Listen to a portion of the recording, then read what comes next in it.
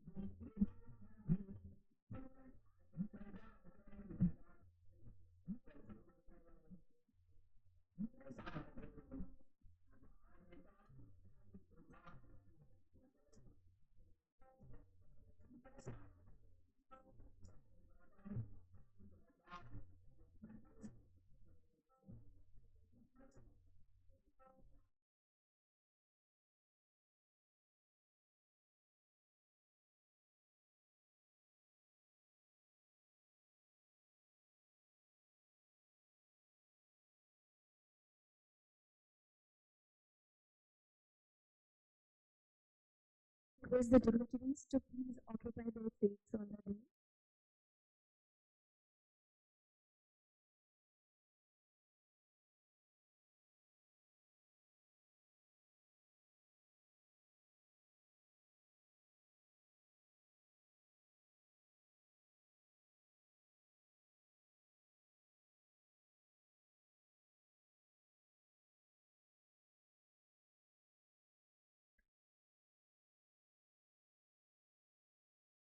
We now take the honor to welcome the dignitaries on the dais. For that, first I invite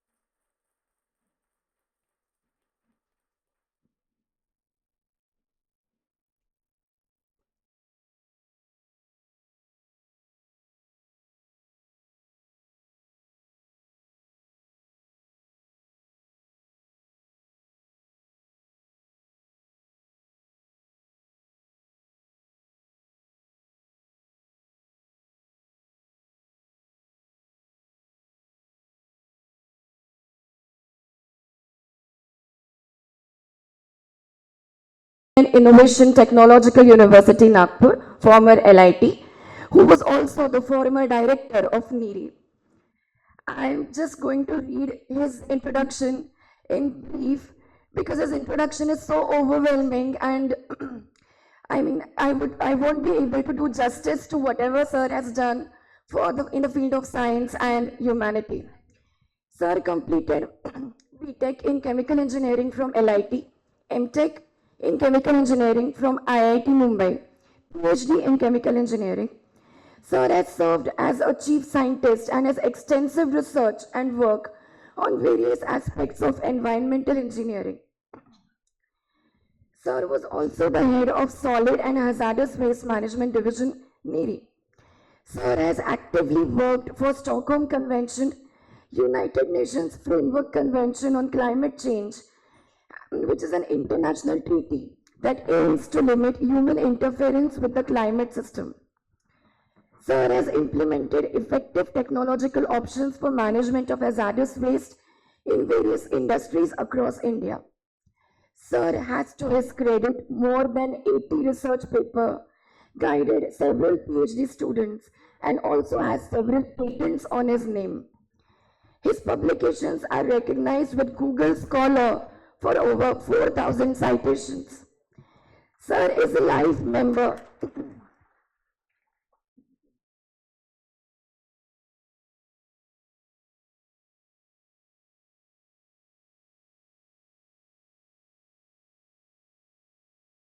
Also a life member of several reputed institutions and has also deputed to various countries like Japan, UK, Italy, Canada, Switzerland, and Sri Lanka for various projects. I request Dr. Please welcome and felicitate Dr. Sir.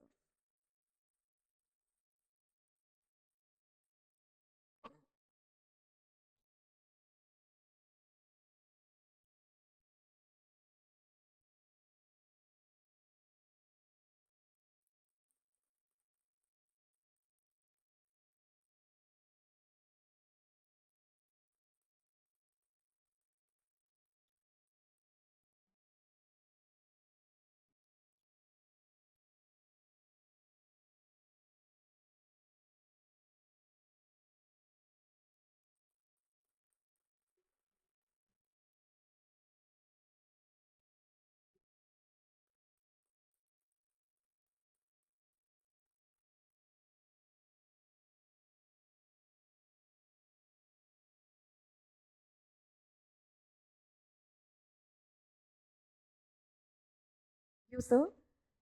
Please excuse me for my disturbance caused because of my voice. Next panelist, a very prominent person from the medicine faculty of the city, Dr. Raj Gajbhe, sir, who is the Dean of Government Medical College, Nagpur. Sir is a consultant bariatric advanced laparoscopic and robotic surgeon.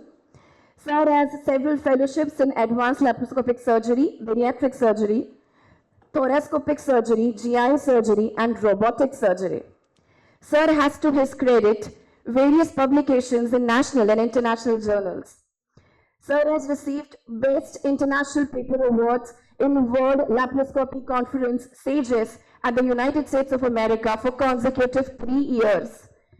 Sir established state-of-art robotic surgery and advanced laparoscopy surgery department at GMC Nagpur, which is first of its kind in the entire state of Maharashtra.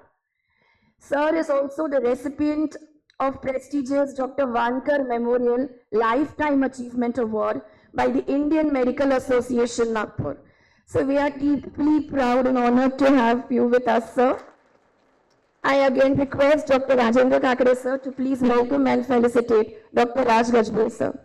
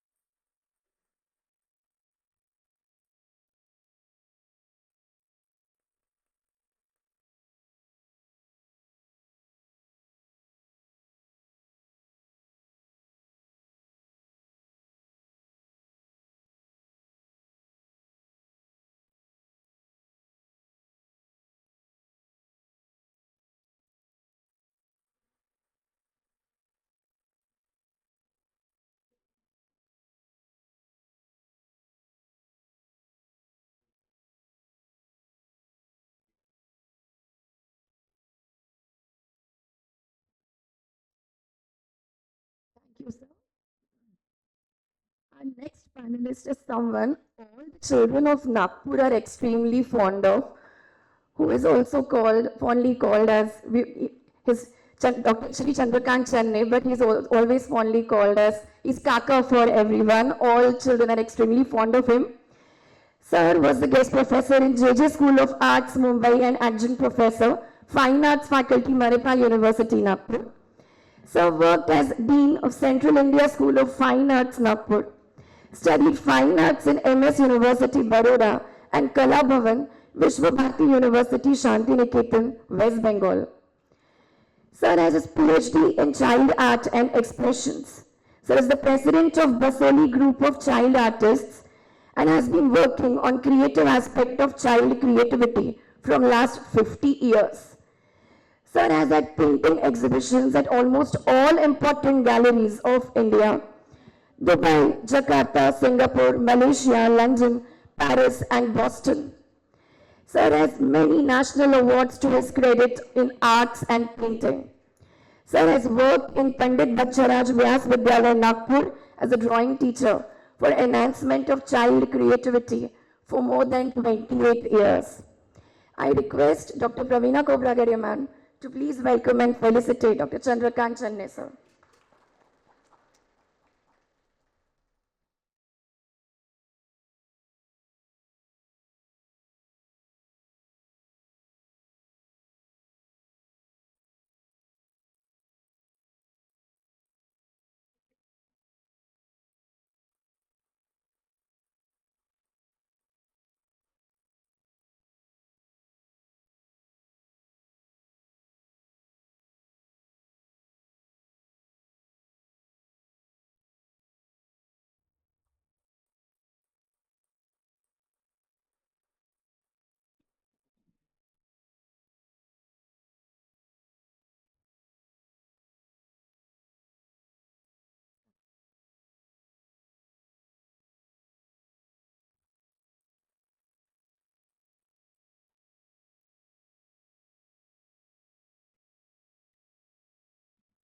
Ma'am, thank you, sir.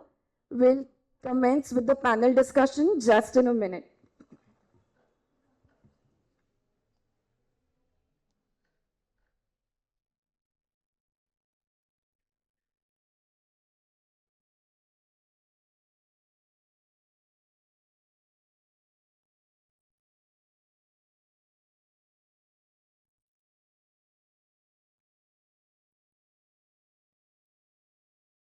I especially want to thank Dr. Rajendra Kakare sir for his constant support and for being with us here today. I request Dr. Praveena Kobragare ma'am to please acquire floral welcome to Dr. Rajendra Kakare sir.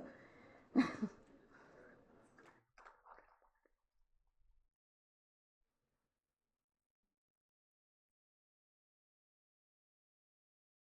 you so much, sir, for your constant support and being with us.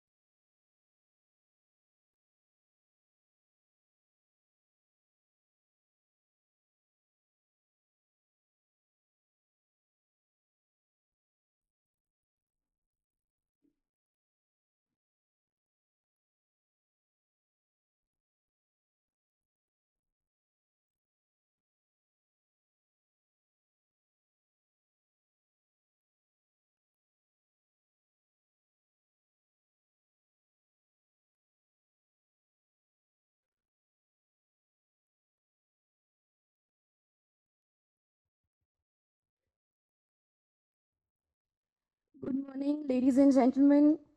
Let us begin the most awaited panel discussion, the Nagpur Dialogue National Youth Conclave.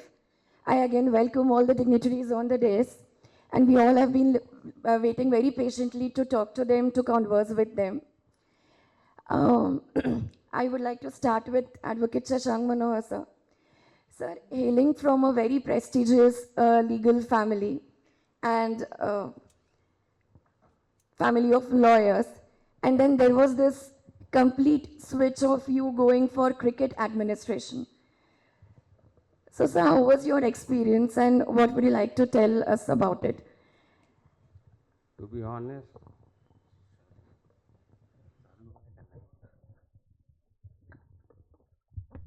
honest, I consider myself to be very lucky to be born in a prestigious family of Mr. Manohar, who is one of the topmost lawyers in India. And I always consider myself lucky, and I told even when the principal came to invite me, I told him that I am a destiny's child.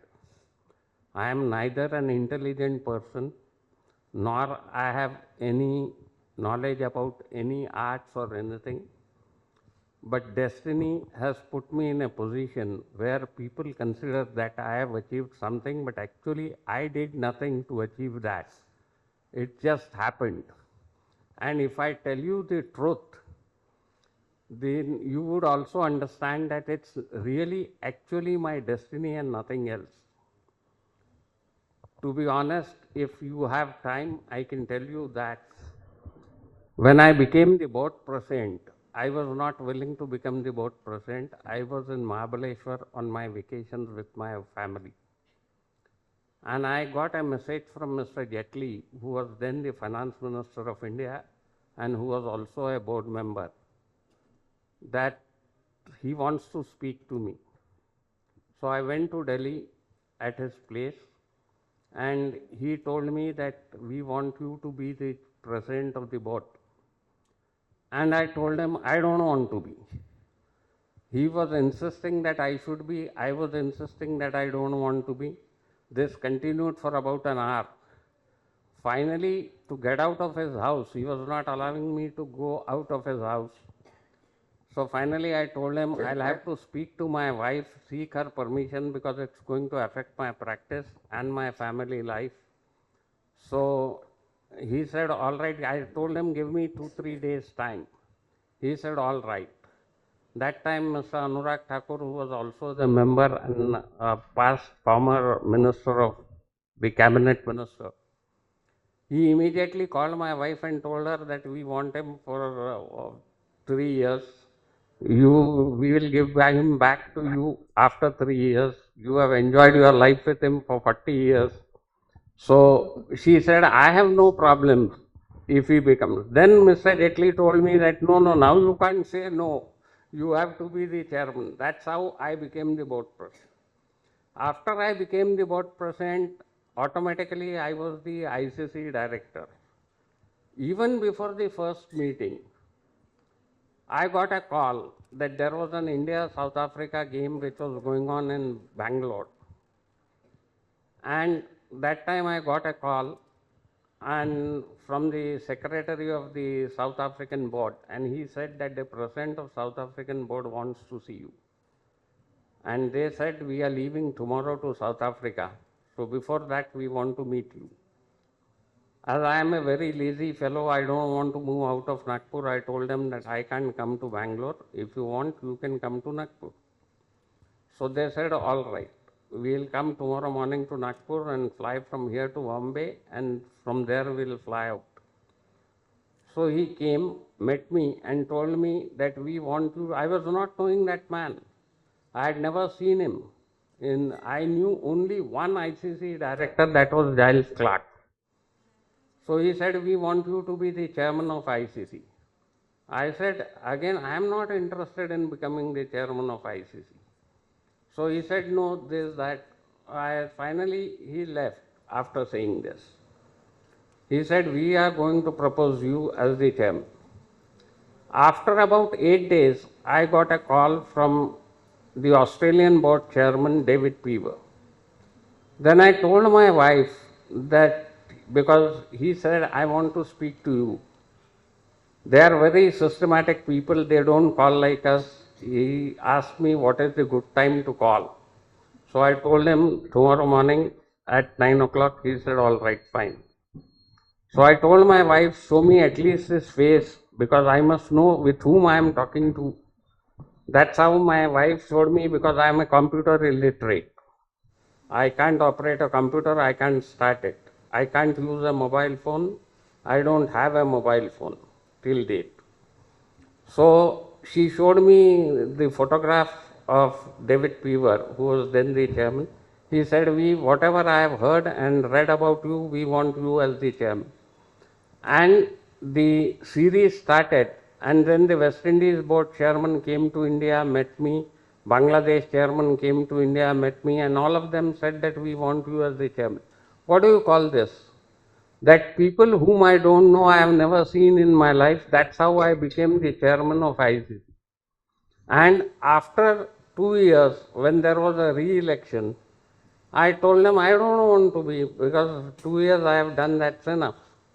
They said, no, we want you. I said, if anyone contests against me, I will not contest because I don't want to contest an election. This is not my father's property which I have to fight for. So they said, nobody would contest against you. There are 105 ICC members and not a single person contested an election out of 105. People know only 10 countries which play normally cricket, but actually we have 105. That's how I continued for 4 years. Then they again said, we want you. I said, now nothing doing, I am going home. And therefore I am saying it's all destiny, nothing else. And I did nothing to do all these things. Only things which I have, because I always say that you have to assess yourself. That's what I was telling people.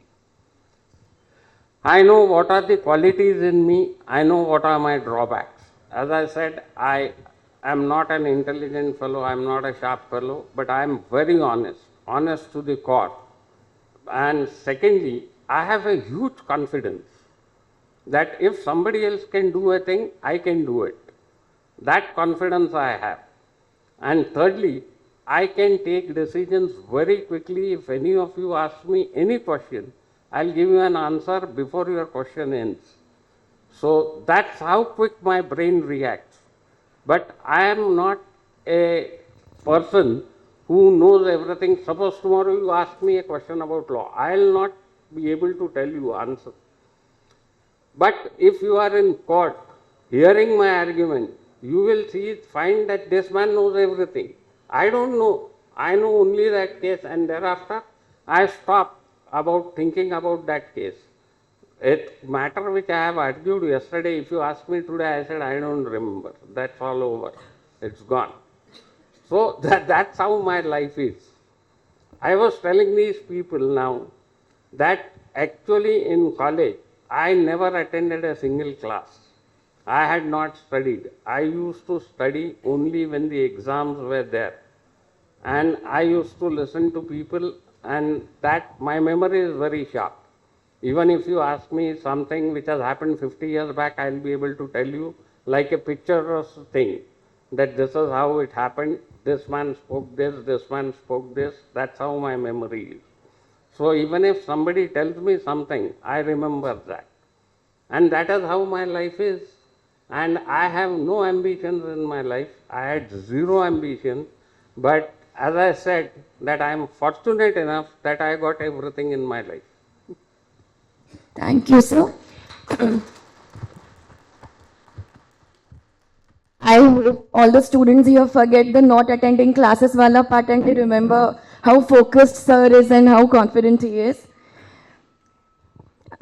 Vaidya sir, life has been a full circle for you. You are the vice chancellor of the institution, which was your alma mater, where you studied. It must be such an amazing feeling for you, sir. What would you like to tell us about it? And you being a scientist for all your life, and now into administration of an institution. There are two completely different genres. Thank you. Like Honorable Manorji said it's also destiny. Again, I also believe in that. Only thing I can say, I was honest and sincere worker throughout my life. Whichever institution I served, I was very honest to the bottom of my heart, sincere, and always thought about the welfare of that institution. Never, as for a single second, anything in my mind against that. It was a destiny, or probably you can say a sincere work, but it is destiny most of, because there are many people like that. So I served Neri for a long time, and finally I retired as director. So that was one thing. Then I started my career. So I was professional from LIT in chemical engineering, and now I am back to LIT as a vice chancellor. So I used to tell LIT people also, I told Neri people also, that whatever I got from LIT, whatever knowledge, that knowledge was enriched in Neri. I put everything wholeheartedly into Neri, and Neri enriched my knowledge and experience, and I am putting it back to LIT again in whatever best capacity. Second question which madam asked, that it's not entirely different atmosphere, because I was into research. Although Neri is into many industrial projects, and I worked throughout my life into many industrial projects, international conventions, but the basis is always academic. Means you have to be very sound in your technical know-how and basis. And it is the same thing in LIT. Administratively also, not many of the rules and regulations government as we follow. Major problem I may face is central government and state government. I think I will have to cope up with that. So I will try to do my level best. Thank you. So you miss being a full-time scientist and director of NIRIMO, because that was your first choice. You were there before. What was your So you miss being in NIRI now, and you miss that scientist work. Not really, in the sense, of course, you keep on missing, but I have developed a habit that I'm not attached to anything. So the moment I get out of that, I think it's my destiny, and my new job is awaiting for me. But anyway, whatever learnings are there, that will be definitely are there with me, and I'll be putting it back to LIT. That is for sure. That's so nice, sir. Thank you. Gajvi has a question for you on similar lines. First, as a very renowned surgeon of the city, and now Dean of the Government Medical College. So, how much time do you get for your actual medical practice and attending patients? And because administering such a huge institution must be such a big task. So, how do you manage both? How was your journey like?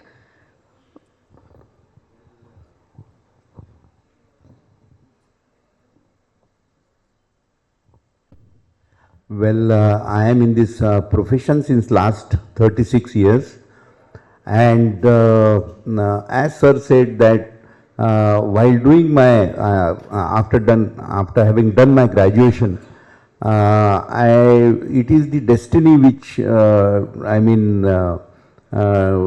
got me admission in MS surgery, and this is how I became a surgeon. I was always impressed with a surgeon's life while doing my medical education, and since then I am a hardcore surgeon, and I keep doing all my surgeries, and I keep on updating myself in whatever the field of surgery is, and I have started laparoscopic surgery at medical college. That is termed as a keyhole surgeries. Within three fine incisions, the scope goes in, endoscope goes in, and then we can perform all these surgeries. I am a hardcore surgeon, and the surgeon has given me whatever the name, fame, and my identity is there as far as the society is concerned. But then I have operated innumerable of patients, and they have also showered blessings on me. But then gradually I was in the field of teaching, and I was a professor and head of the department of surgery. And gradually with some MPSC selections, I became Dean of Government Medical College, Nagpur. Now, as being a surgeon, we can certainly do our best to the patients and certainly serve the society. But sitting on the chair of dean, you have a wider perspective. That post of dean gives you, imparts you power, and this power can be utilized, that chair can be utilized for many other welfare of the patients, welfare of the students, welfare of the medical college per se. And you can do wonders sitting on that chair. And 75 years we have completed. We have recently celebrated our platinum jubilee. Our medical college was 75 years old, and sitting on that chair I could totally transform the medical college. There are works going on in government medical college for upgradation of the patients, for patients welfare, for students welfare, and everywhere. So still doing an administration, it's a big institution. It's I have to do administration of 7,000 people. They are working there, including nursing staff, class 3, class 4 and class 1 surgeons and all the faculties. So still I continue going to my operation theaters. From morning 8 o'clock I reach my operation theater, I do my robotic surgeries, and subsequently I come back at 11 a.m. in the dean's chamber and do my administration from 11 to 6. So certainly sitting on that chair of dean, you have a wider perspective, and you can do welfare for many of the faculties and many of the patients and finally the society. You, sir. Next question for Chennai, sir. So, was art always a hobby for you, and then hobby turned into profession? And were you lucky to pursue your hobby as your profession? Because today, considering all aspects, finances, I mean, everyone who is interested in art need not pursue this as their career, like what you were able to achieve. So how was the struggle and how was your journey, sir? Well, I hope I'm not very comfortable in English. So Marathi, I'm more comfortable. That's why I will speak in Hindi or Marathi. Okay? कल दिल के Xerox निकलवाई, बचपन की तस्वीरें सबसे रंगीन आई. I'm working in a child field from last 50 years. A child is born to be logical. Don't ask him to be illogical. मुलं जन्माला येतात इलॉजिकलच येतात, कारण तो त्यांचा जन्मसिद्ध अधिकार असतो. तुम्ही आम्ही संपूर्ण जग त्याला लॉजिकल कसं व्हायचं याकडे आपला प्रयत्न असतो. तो होऊ नये यासाठी मैं 50 साल से कुछ काम कर रहा हूं. मेरी पीएचडी है शांति निकेतन से, कलकत्ता से. कलकत्ता के पद्म विभूषण निहार रंजन रे मेरे गुरु थे. जब मैं विश्व भारती यूनिवर्सिटी में गया और मैंने उनको कहा कि मेरी सिनॉप्सिस रागमाला मिनिएचर पेंटिंग पे है और मैं उस पर पीएचडी करना चाहता हूँ, थीसिस करना चाहता हूँ, तो उन्होंने कहा यहाँ से भगो. मैं चाहूँगा जिस फील्ड में मैं चाहूँगा, अगर उस फील्ड में आप कर सकते हो तो मैं आपका गुरु करके विश्व भारती यूनिवर्सिटी को कहूँगा कि इट्स ओके. मैं डर गया. 16 साल से मैं भाग कर गया था घर से. घर से मेरा कोई संबंध नहीं, बच्चों से संबंध नहीं, कुछ नहीं कुछ नहीं कुछ नहीं. और जब उन्होंने कहा कि चाइल्ड आर्ट पे आपको करना है तो मैं डर गया. तो उन्होंने कहा कि ऐसा करो, तुम जाओ यहाँ से, कल आ जाना. कल आप आए तो मैं समझूंगा कि आप एग्री हो गए, अगर नहीं आए तो बाय बाय. मैंने बहुत सोचा कि निहार रंजन रे इतने बड़े गुरु अगर मुझे मिलते हैं, अब मैं उनके लिए अपनी थीसिस का टॉपिक चेंज कर पाता हूँ तो कोई बात नहीं.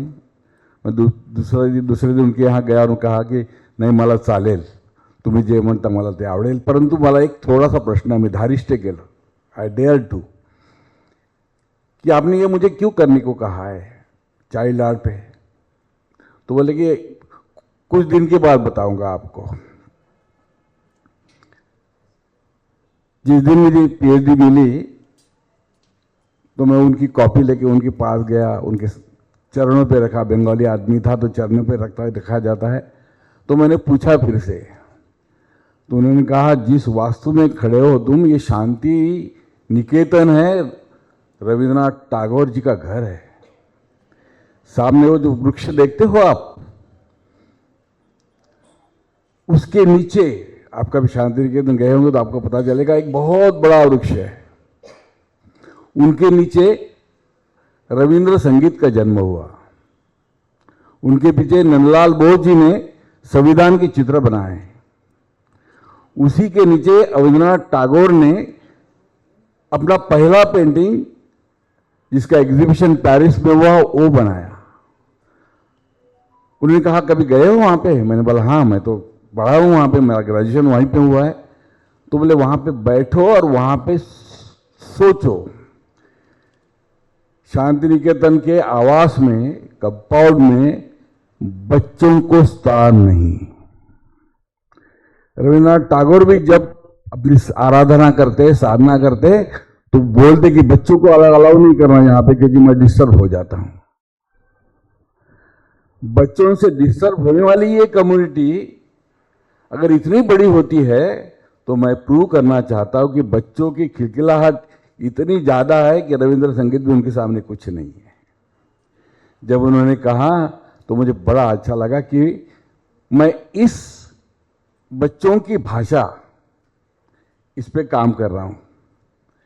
बच्चों की भाषा अगर आपको समझनी है और वो भी पेंटिंग के रंग के द्वारा समझनी है, तो एक चीज कहूंगा मैं गुलजार की.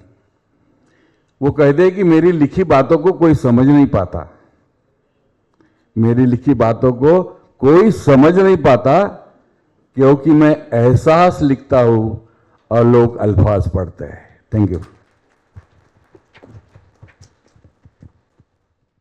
सर बच्चों के इतने फेवरेट रहते हैं. I remember I used to attend his art camps as a child and now my children go to his art camps and he's like, बच्चों को छोड़ और निकल जाओ यहाँ से, मैं और तुम्हारे बच्चे हम देख लेंगे क्या करना है. Manoj sir, a question I was thinking of asking. In country like India, even though the national sport is hockey, but then do you really think that cricket has been getting a very wide attention? I mean, it's not, it should not get attention, but then other sports are being neglected because of this crazy fanfare people have for cricket. And how other sports can be promoted? What can we do about it? No, actually speaking, cricket has become an occupation nowadays. And money is in cricket because the viewership is for cricket. Finally, when we sell the television rights, now per game we get about, now in today's world we are getting about more than 100 crores per game. Apart from that, we get sponsorships per game which is around nearly 15 crores. So the income of the board per game is around 130, 40 plus ticket revenue and other things, 130, 40 crores. Now no other game has that viewership, because finally everything boils down to finances. Now our people, the players are paid handsomely. Even a Ranji Trophy player today is paid 40,000 rupees a day. So if he is paid 40,000 rupees a day and he has to play minimum 8 games every year, that is of 4 days, so that is 32 days. Plus he has to play 8 one-days, that is 40 days. Plus he has to play 8 T20s, so it is 48 days. So multiply 48 by 40,000 a day, and that's the money even a local cricketer is getting. Forget about the international cricketers. Now, for other sports, as I told you that there is a financial constraint. So I can tell you an interesting story now. When the board was making huge money, the government of India made a request to the board that for Olympic training, you should give some money. So we gave 100 crores to government of India to train the Olympians who are going to participate. The result of that was that the government, the finance ministry and the income tax department cancelled the exemption which was granted to the board, saying that you utilize your money for other purpose than cricket, therefore your exemption is revoked. So if this is the attitude of the government, why would the board, otherwise the board would have financed them every time. The board would have given them money. Now we are paying you, now as I said, the government has also to do certain things. And to be honest, I am a forthright person, I don't talk like a politician. Today the corruption in this country is so large that if you spend 100 crores for something, actually what is spent is 20, 30 crores. The rest is pocketed by people. And actually speaking, unless and until you eradicate this corruption, which according to me is impossible, because this is a mentality.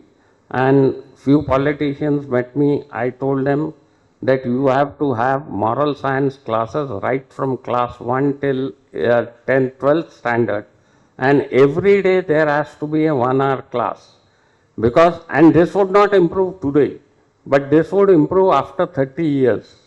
I have always radical views, and that's how I believe in that. So this would happen after 30 years. But then the society has to improve. If 10 rupees are spent for a particular purpose, the entire 10 rupees must go there. You can't say, and as I said, that the official, during my entire tenure as BCCI president, I have never seen a game. I did not go to watch a game by spending board's money. And even when I was a board chair president of the Indian board, I did not take a single penny from the board.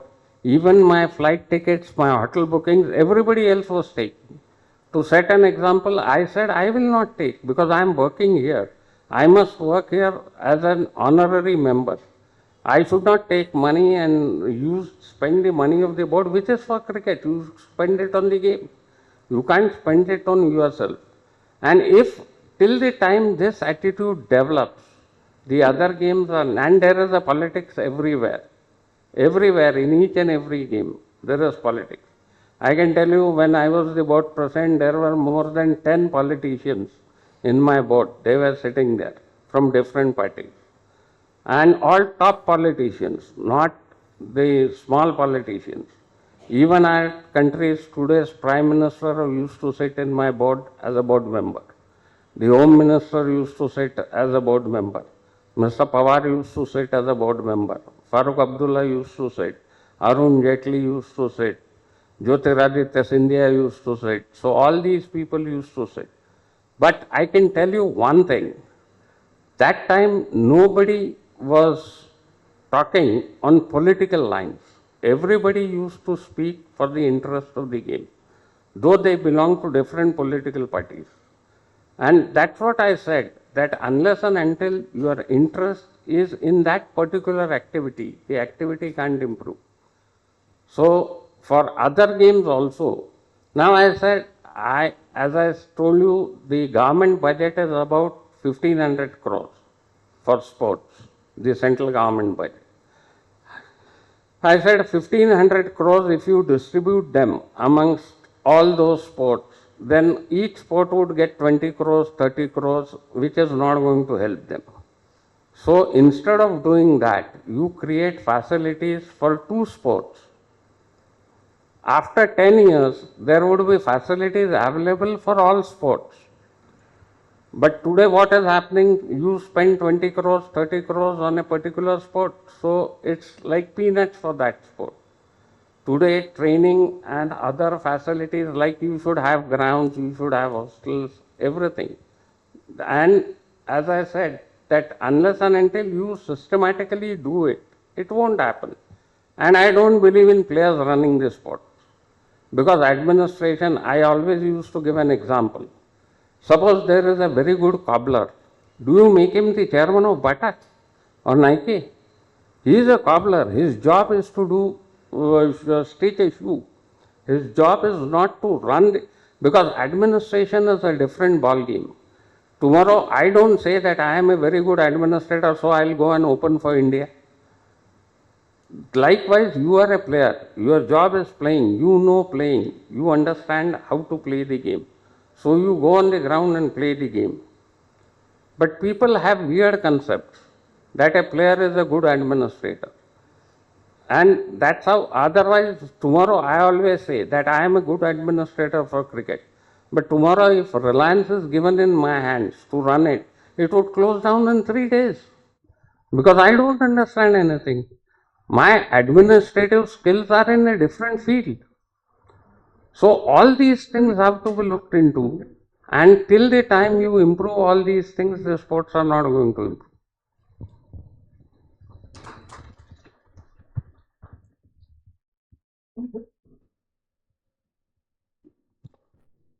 Come back to you, sir, with these ethical concerns that you raised.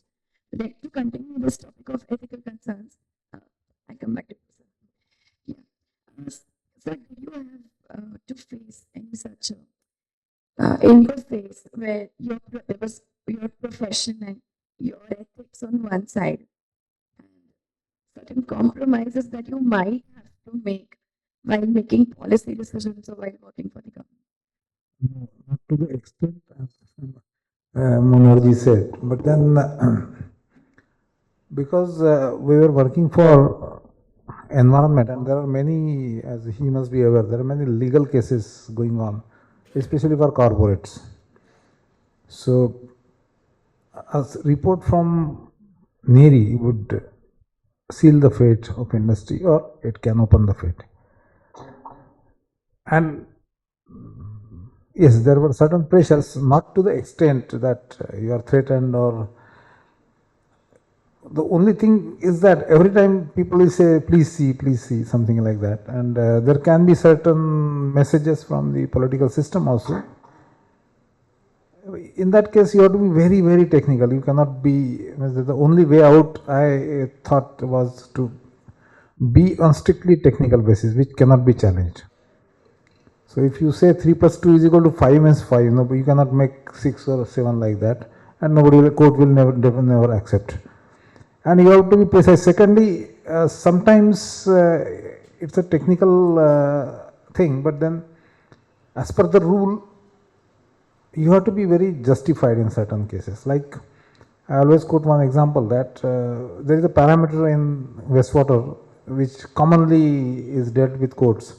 So we call biochemical oxygen demand BOD, which determines the pollution levels of the wastewater. So limit is suppose 30, it was 30 that time. And one industry is releasing around 31.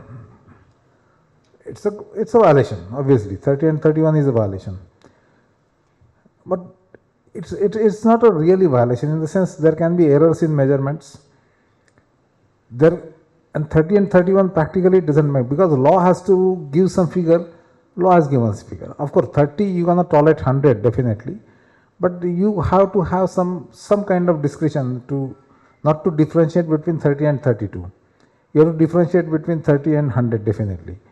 This is regarding BOD, but if it comes to cyanide, and there are certain industries we faced, we were involved in certain cases where arsenic or cyanide, there you cannot even tolerate 0.1, 0.01 ppm here and there, because it's straightway threat to the society and threat to the flora and fauna. So you have to be justified in your decisions, and courts do accept your logic. I have seen that there were certain pressures obviously, but then more or less all the judges, if you give a technical report, even sometimes Pressure is also from court that we want report in 15 days, which is not possible technically. Court may understand that, but you have to plead your case properly. So you have to give the justification to the court that this is the type of work and this is the work volume, and it will take so much time. And normally I cannot quote any example where court has denied the time frame.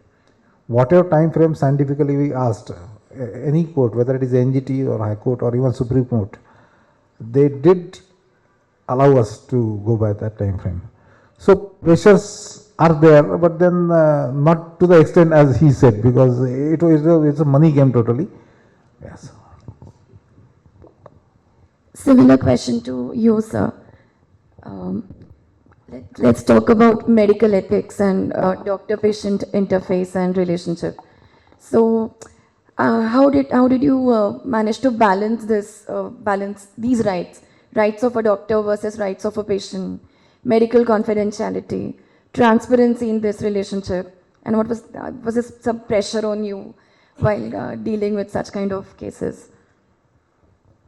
Well, Ethical aspects, I mean. as far as medical college is concerned, as far as doctor-patient relationship is concerned, we do have certain pressures, but then that does not, matter much.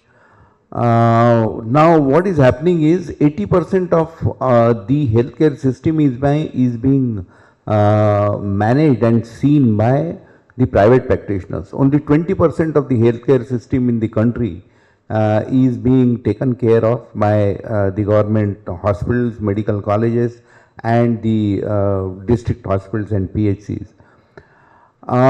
It has become a very complicated problem nowadays. The patients does not have a faith in the doctors. The patients does not have patience. At times the doctors are also there at fault.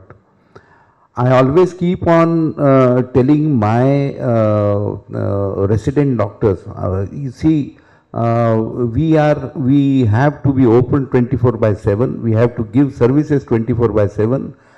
There are continuously emergencies coming on, and I always keep on telling, and all these emergencies are being managed by the residents, of course, under the supervision of the seniors. But then these young doctors, I always tell them that you should speak with the patients, their relatives very properly. The patient coming to you remains to be in pain. He is in misery. He has his own problems, and the relative along with the patient is also too much of excited. And in such cases, if you do not tackle this situation patiently, if you are not sympathetic and empathetic with the patient, then the patient might get irritated. This is about the doctors, but at the same time, there are problems with the patients also. Now, what they will do is they will manage the patient, they will take the patient at so many places, let the condition of the patient deteriorate, and finally they will come down to any hospital or like that, and finally if the patient dies there, everything has been done by the doctor has not taken the care properly, and he has not instituted the treatment properly, and then he has then there are so many allegations against the doctors. So it's from both ends. But then, and that is the reason, and then something goes wrong, and then डॉक्टरांवर झालेले हल्ले हल्लीच्या दिवसात फार वाढतायत. So all these things keep on happening. The patients have also to be aware of how to behave with the doctors. The doctors also should be aware how to tackle the patients, and usually these doctors are there of young generation. They are all resident doctors working in the hospitals. In spite of that, there are in private practitioners, there are senior doctors who are being beaten up by the relatives, by the society. But then there are stricter laws and rules now for the doctors.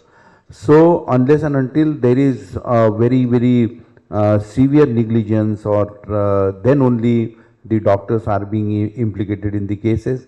But now the society has a different perspective of seeing the doctors. They think that doctors have money, they are soft targets, and then finally whatever has been done, then it will be settled on monetary basis.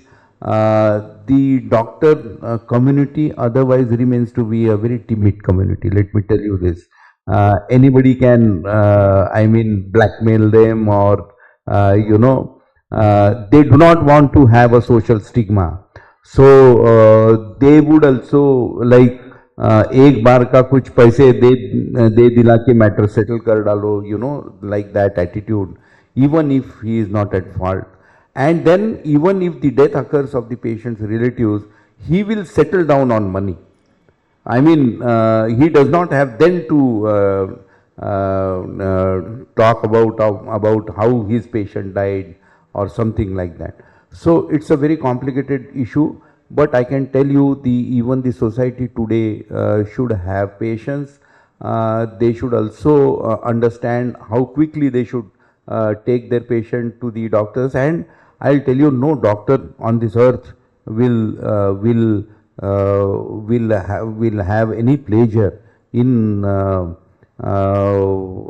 killing his patient, I can say. Nobody will think that his patient, no doctor will think that his patient should die.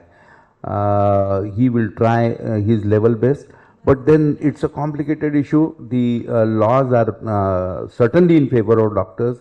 The judges are sympathetic. They know how the society behaves, and they certainly have sympathy for doctors. The doctors are being implicated only in such cases where there is a very, very gross negligence. So usually I think newer and newer laws are coming, and the laws are for the medical fraternity. That is what I believe. Thank you, sir, for actually pointing out the other side of the story. I mean, we being law students and law teachers, we always talk about medical negligence, but then there is always two sides of the same coin. So there can be mistakes from the patient side also, which we do not understand what you might have to face every day in cases of medical negligence. So thank you for pointing this out actually, that there are, not just a doctor is always at fault, but then there are patients also can be equally responsible Absolutely, for the same. absolutely. Yeah. And what is expected from a doctor, if the matter goes in the court, I'm 100% sure that Mr. Manor would have handled these cases, many of such cases. But then what does the view of the court remains to be? I'm there on many of the committees where every now and then from police station and from all the complaints keep on coming, and then it is referred to the medical board. I am chairman of that medical board since a very long time. I keep on seeing all these cases. Most of the times the court takes a view that what is expected from a doctor is what in that particular situation, what an average skilled person would have imparted treatment. That is expected from the doctor. So even if he has imparted that particular treatment, nothing is going to happen to the doctor. But then unfortunately the litigations are increasing, and day by day all these things are happening. Recently we have witnessed what the RG Kar Medical College, what gruesome incidents has undergone. So I hope with the society getting educated, gradually all these incidences might lessen in future. That's a very interesting point for discussion. We'll continue this. Sir आपसे एक बात करनी थी ethics के बारे में. सब लोग अभी हम लोग बात कर रहे हैं, तो सर क्या आपको लगता है कि एक आज के ज़माने का आर्टिस्ट, मतलब ethic word is very subjective, ethics and morals, but then आज के ज़माने का जो आर्टिस्ट है वो उसकी फ्रीडम ऑफ एक्सप्रेशन के नाम पे ही हैज़ उसने वो लिमिट्स को ट्रांसेंड कर दिया है. What might not have been ethical for you, वो उसके लिए है, उसको लगता है कि क्या प्रॉब्लम है मैं इस तरीके से अगर एक्सप्रेस करता हूँ।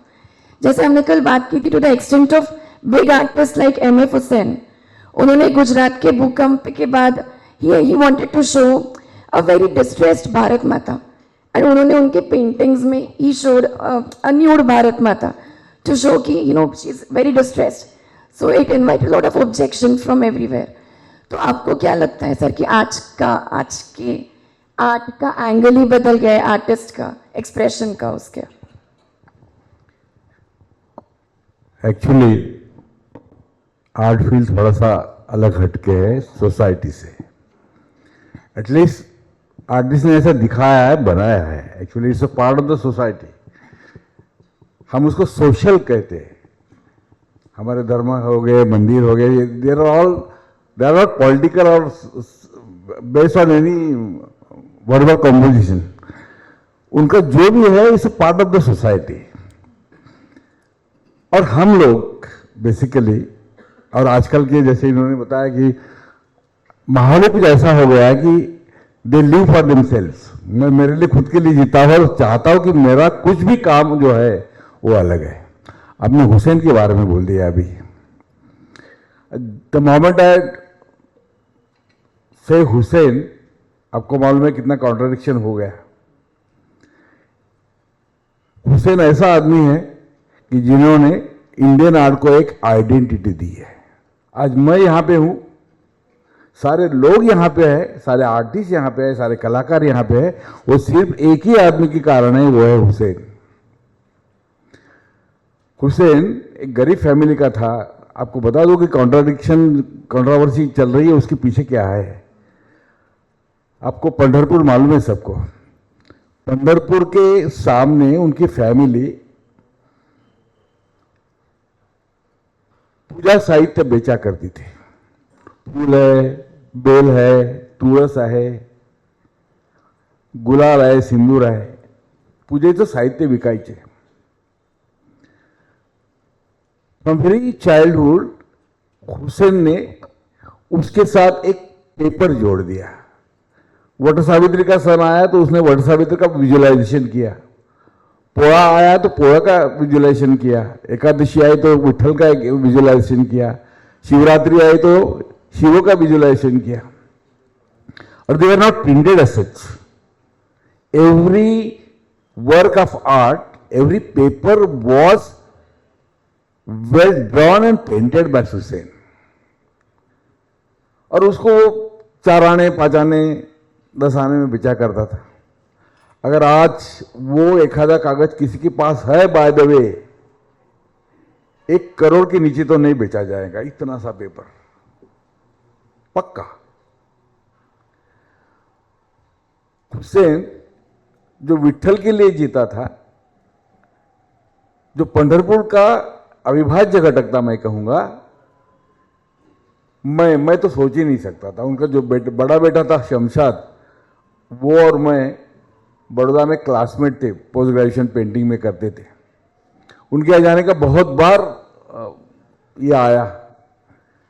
जब भी जाता तो पहले पूछता था, बेटा कैसा है। There is one word, nude and naked. Bharat Mata को न्यूड बनाया, देवी देवताओं को न्यूड प्रेजेंट किया, और बाद में लोगों को लगा कि ये बड़ा अब्सर्ड है, ये नहीं चलेगा यहां पे। लेकिन हमारे इंडियन मैथोलॉजी और इंडियन एस्थेटिक्स का अगर कुछ देखा जाए तो our deities are in the nude form.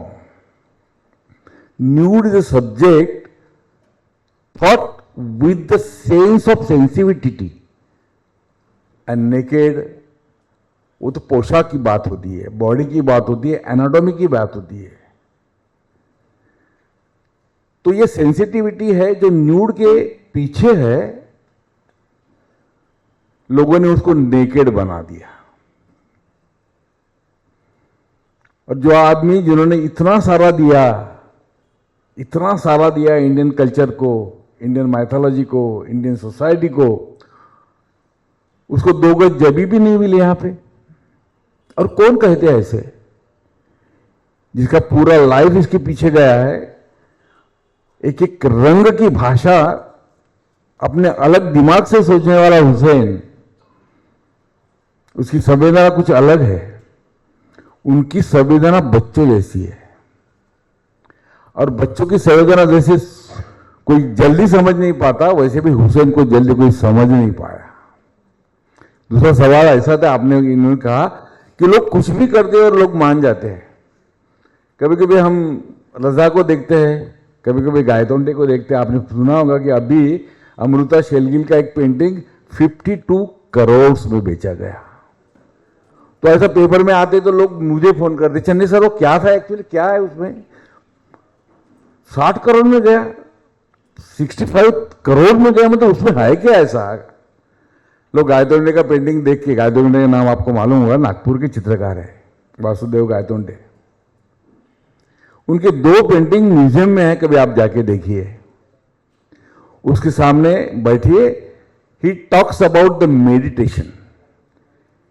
Please please बेटा, हे बेटा बातें मत करो। He talks about the meditation, he talks about the yoga. और योगा और मेडिटेशन साधना की जब बात करता है, तब एक ऑर्डिनरी या साधारण व्यूअर उसके सामने बैठ के गायतोंडे नहीं समझ पाएगा। अगर गायतोंडे को अगर वो समझ नहीं पाता तो उसका पेंटिंग 53 करोड़ में कैसा गया, 54 करोड़ में कैसा गया, ये पूछने की हिम्मत वो नहीं करता। एक साधु की बात है, हुसैन एक साधु था मेरे हिसाब से, ये मेरा पर्सनल उनके बारे में मत है मेरा। जब यहां पे एमआरएफ टायर का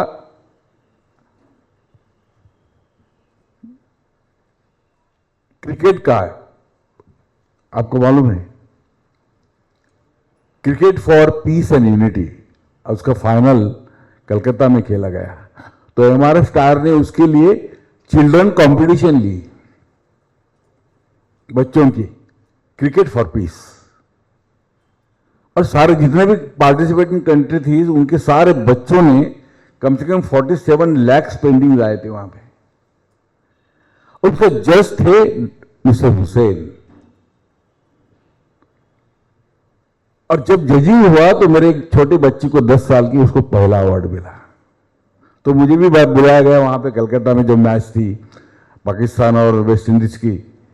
तो वो जब प्राइज डिस्ट्रीब्यूशन हुआ तो हुसैन ने मुझे बोला, मास्टर जी क्या मैंने जजमेंट ठीक किया? इतना बड़ा आर्टिस्ट अगर बोल सकता है कि मास्टर जी मैंने जजमेंट तो ठीक किया ना, आप देख लीजिए। तो उसकी क्वालिटी बताता है। If at all you want to understand the ethics in Indian art, और उसके एक्सप्रेशन जो ये लोग करते हैं, तो never go after naked things, think of the nude. और न्यूड और नेकेड में जो बहुत अंतर है, जमीन आसमान का अंतर आहे।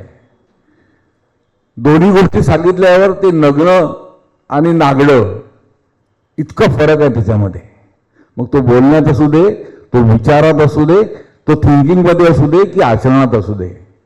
त्यामुळे हुसेनच्या संबंधात जो प्रश्न तू विचारला, मी म्हणेल की सामान्य लोक चुकले,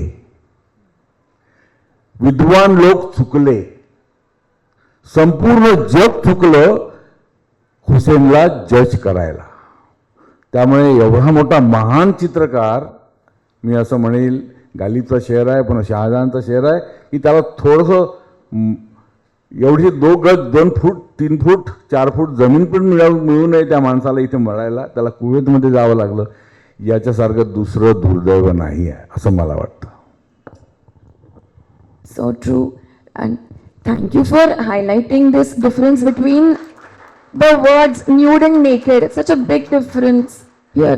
We use these words so commonly, interchangeably, but then it completely changes the whole meaning and context. Coming back to Manohar sir.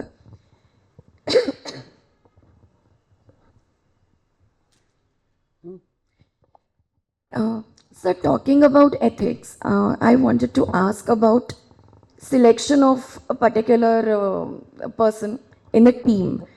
So do you think that Two cricket players maybe, and I had similar questions from the audience also when we were collecting questions. There can be two sports person with equal caliber, equal talent, but then does selection criteria affect the X factor of that person? Maybe for example, just for example, I'm a very layman here. So जे मला कळतं त्याच्यावरनं, for example, there may be Virat Kohli and maybe someone else who is equally talented like Virat Kohli. But then Virat Kohli maybe, he's into a lot of endorsements, husband of Anushka Sharma, and so many other things.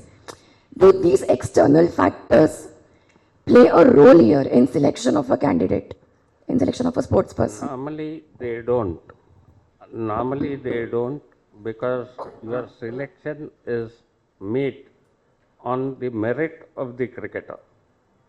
Unless and until there are extraneous considerations and the person who is going to take a decision bows down to the wishes of somebody else and then selects, there is a problem.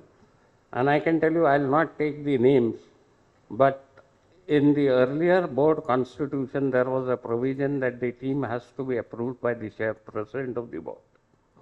And twice I have removed a player in the team because the selectors have to come to me. And then when they gave the team to me, I asked questions to them on the selection of a particular player. And finally his name was removed.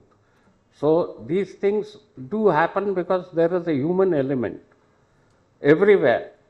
Even in legal profession, there is a human element. Now, when you appear before the court, your mannerism, your other behavior, your truthfulness to the court, all these things matter, because no matter is foolproof in the court.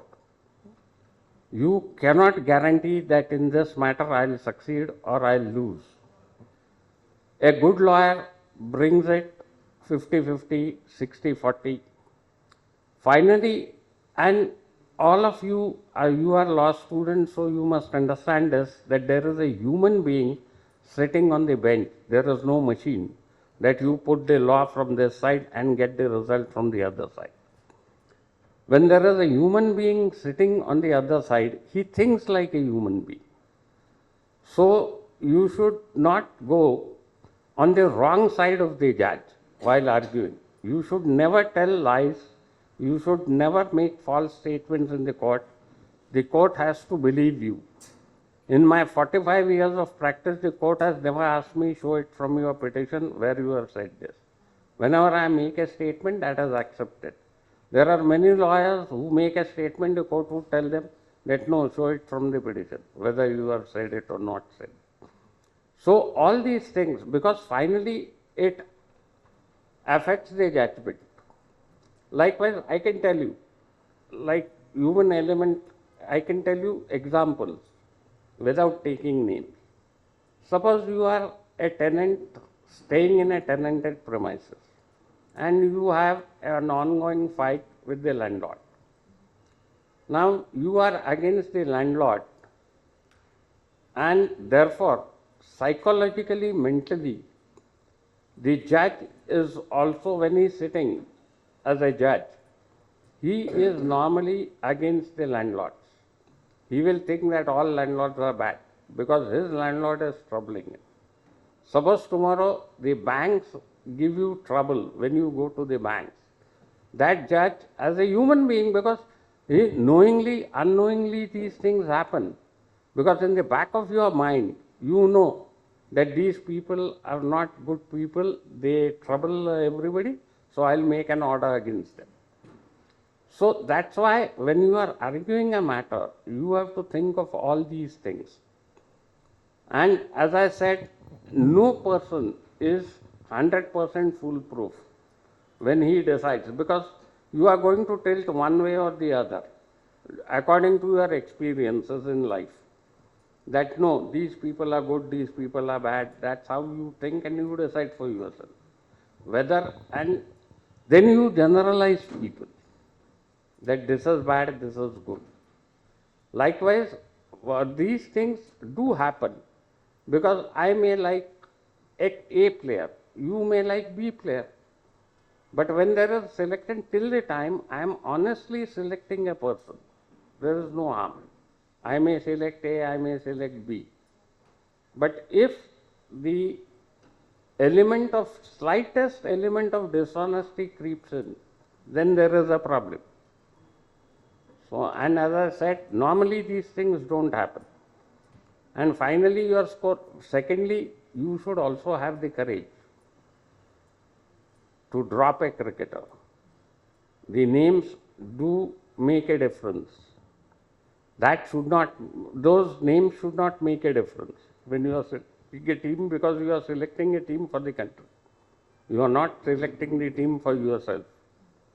So then these names should not make a difference. You should drop people and you should have the courage to drop them. Otherwise, you are unfit to stay on that position. Sir, is this true even in case of IPLs, when cricket players are actually auctioned like commodities? So The same yes, sir. question was asked to me in the parliament, because what happened was when Lalit Modi fled away from India and there were cases against him, I was invited to the parliamentary committee, and Mr. Yashwant Sinha was the chairman of that committee, and there were 15-20 MPs sitting there. So one of the MP from Bihar asked me a question that you don't have the shame, you sell cricketers, human beings like cattle in our Bihar. There is an auction of cattle and cattle are sold. I asked him a question. That time all these big names, they were there in the IPL teams. Then I asked him a question. How do you select Sachin Tendulkar? Now there are 8 teams. All of them want Sachin Tendulkar. Which team you give him? Suppose tomorrow other person says, I want Sehwag. Suppose 4 people say, I want Sehwag. So how do you give them? You can't, there is no other method. And the players are getting money for that. And they are happy for that. They are not saying that don't put us in auction. Everybody wants to be put in auction. And there is a minimum base price for everybody, which is, after discussing with him, there is a base price fixed. And there is no other method. Otherwise, everybody would say, I want these 15 players. And then others will have no choice. And how do you give them? That's the answer. Yes, sir. Gajri sir will continue this conversation regarding ethics. I completely understand that you, being in a government hospital, completely under the control of the government. But then, have you ever been raised concerned, or I mean, has someone asked you about this? What about the exorbitant fees that are kept by the private medical practitioners? So, is this a matter of concern? I mean, there are completely different challenges, you being in the government institutions, but then private hospitals and the fees that are charged by the private doctors, private practitioners. There's such a huge difference between the two. You mean to say the fees they are charging? I think The fees and entire treatment, not just the consultation fees. Entire treatment that is done in the private hospitals. yeah. I got your question. See, there is a government hospital and there are corporate hospitals and the private nursing homes. They can charge n number of fees what they wish. As far as government hospitals are concerned, we do have a budget to run the government hospital. Unfortunately, there are a huge number of patients, and to whom we cater at government hospitals, and then there is no budget to keep those government hospitals at par with private hospitals or corporate hospitals. थोड़ी अस्वच्छता असते, and you know all those things, the treatment, they are the resident doctors, they have to see so many patients from morning to evening, and they are on call for 24/7. So patients think that whenever they go, so, the doctor should treat them properly, should talk with them properly. So they might have some paucity of time. Ideally, every patient deserves that. But then in private hospitals, of course, they are much better in the sense that they are well equipped and there are some 5-star corporate hospitals. But then to run them, they also need money. And the private consultants, they are there, and I will tell you, medical profession is such a profession that huge amount of money is required. It is, I mean, to run a medical college, it is like a white elephant. A single small instrument or an equipment will cost you a few crores. I'll tell you the cost of the CT scans and the MRIs and the PET scan. They are somewhere ranging from 20 to 25 crores, and they have a shelf life. And then you keep on updating. The medical field is continuously being updated, upgraded. So this instrument will become obsolete in next 3 years. Some other technology will come. So to keep updated and abreast with these technological advances, even at private hospitals, they need to purchase all these equipments, and then there are huge bills to the patients. Unfortunately, what is the scenario nowadays is nobody wants to go to a government hospital. Previously, there were no other, I mean, I'll tell you a thing about when we were undergraduates. About 30 years back, there was not a single nursing home, 30, 40 years back, very few nursing homes catering. All the top class to the class 4 used to go to government medical colleges only. But then gradually there are so many corporate hospitals, and now corporate hospitals have become business. So they will lure the patients. They have all the facilities, and unfortunately एखादा even बाहेर चा हातठेनेवाला पण जरी असेल तरी तो म्हणतो की साहेब माझं तुम्ही 2-3 हजार मी देतो, माझी एवढीच ऐपत आहे, पण माझं तुम्ही प्रायव्हेटमध्ये ऑपरेशन करून द्या, मला ते मेडिकल कॉलेजमध्ये गव्हर्नमेंट हॉस्पिटलमध्ये जायचं नाही आहे. This has happened over the period of time as far as the I mean. And then even if you think that doctors they are charging whatever charges they have in corporate hospitals, I'll go up to the extent of saying that corporate hospitals are the money making machines. A person who is not a doctor now, he is in a profession of just running these hospitals. So they will just invest money and they will just try to take the doctors on their panel, and the doctors also nowadays keep on hopping from this hospital to that hospital. Unfortunately, because of this, there are huge number of bills if you go to corporate hospitals. हा जो patient आहे हा एक तर त्या middle class किंवा lower middle class असतो. हा पेशंट जर सिरियस झाला आणि त्या कॉर्पोरेट हॉस्पिटलमध्ये गेला, हा आपल्या घरचं सर्व विकवाक करतो. भांडे, तो गरीब पेशंट तर सर्व भांडे कुंडे विकवाक करतो, इकड तिकडची जमीन विकवाक करतो. तो शेवटी काही पेशंट हातात लागत नाही आणि तो पेशंट तर जातोच जातो, पण ती पूर्ण फॅमिली पूर्ण हे होऊन जाते. So that is the unfortunate scenario at present of in our society. Of course, doctor at corporate hospitals, I mean at medical colleges or government hospitals, they are much trained, they are much experienced, but unfortunately people nowadays wants to go to corporate hospital. So adding to this, do you think pharmaceutical companies also have a major role to play here? Because price of a patented medicine and same medicine which is available in its generic version.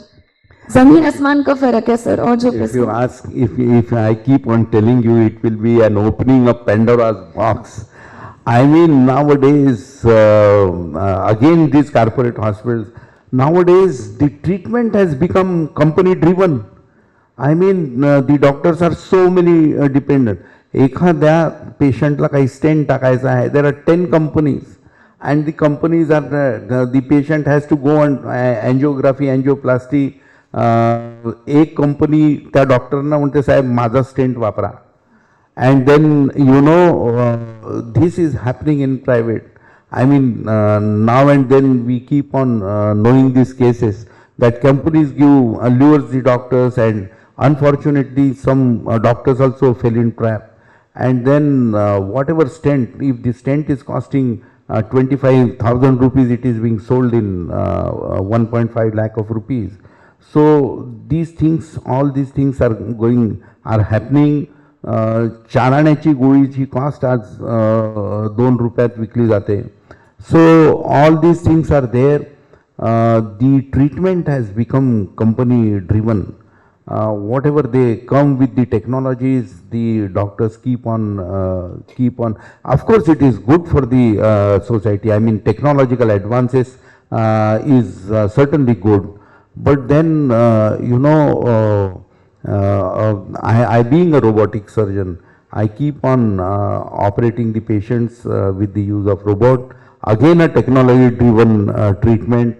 But then, at certain point of time, we are all human beings. We cannot become, a robot cannot replace a surgeon.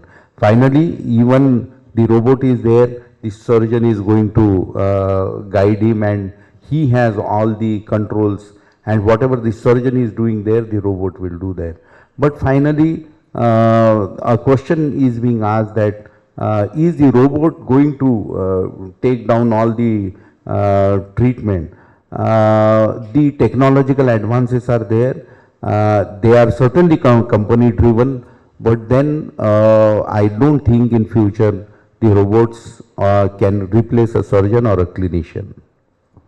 So, but then, I mean, Vaidya sir might be able to contribute on this point. How does one strike this balance between right to development and right of other person of good environment, good healthcare? For example, talking about the patented medicines, I invented that medicine. I have, you know, contributed so much in the R&D. Have spent so many years of my life, and now I get 20 years monopoly. Why will I not exploit it? Because I have to take it back what I give. But then there are people who have, for those medicines are not affordable for them, not able to get it at an affordable price. So how does one strike this balance between right of my development and right of other persons, right of affordability, right of healthcare, same on same grounds, right of clean environment? How does one strike a balance? Both of you, sir. One addition to Dr. Gajbih's, although I am not expert in that field. Of all the things said and done, medical facility in India is much cheap and much good as compared to USA and developed countries. Rest assured about that. With all flaws we have, all flaws we detect. When you go to USA, the major thing worries you is your health. If anything goes wrong, you are gone. So anyway, second point which you said that pharmaceutical companies are investing, I am talking as a chemical engineer, not as an environmental engineer. I know that a lot of research, because to develop a new molecule, it takes a lot of effort, lot of infrastructure, and you have to pay handsomely to the experts. So when a company comes out with some molecule, they try to, and the patent is valid only for 10 years, not more than that. After that, it becomes a general kind of open patent.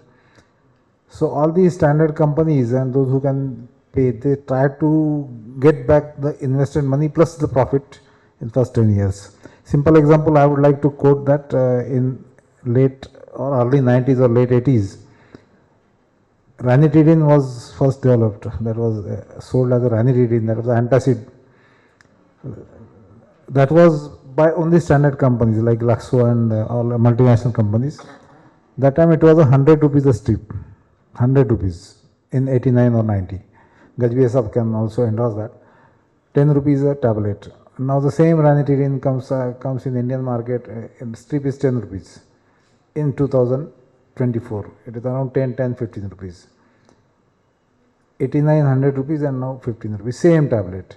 It is because after 10 years it was into the open domain, and in Hyderabad and many pharmaceutical hubs, many companies started producing that, so naturally costs have come down. Same thing happens with vaccines, same thing happens with everything. Now as far as environment is concerned, it's a bit different ball game in the sense, environment is the thing which costs you. It is a myth that you have to take efforts to clean the environment. You have to take efforts, or you have to put in money for even for industry, even for municipal corporations, even for anybody.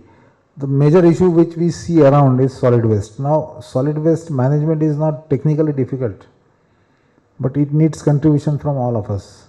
Number one. Number two, it has a cost. So, law says that polluter pays. It's a law. Environment law first, precautionary principle and polluter pays principle. Now when I am contributing to solid waste management issue or sewage treatment, I have to pay as a citizen also. I am a polluter basically in that case. But unfortunately we don't put ourselves as a polluter, but whenever it comes to industry, we treat them as a polluter. So it has to be trade-off. Like if I want a clean environment in my area, I have to pay certain. It may not be exorbitant, but it can be a regular payment from each citizen, a responsible citizen. I'll quote you one example that in USA or Europe, you go and you see very cities are in, to the extent that I got some projects from Europe on solid waste, because solid waste is not available even for research in Europe. You are not allowed to put it on the roads. So the technologies which they developed, they said that we want to test it in India because solid waste is available. Now you can imagine the kind of filth we have that has some value as far as research is concerned. So it's a different thing.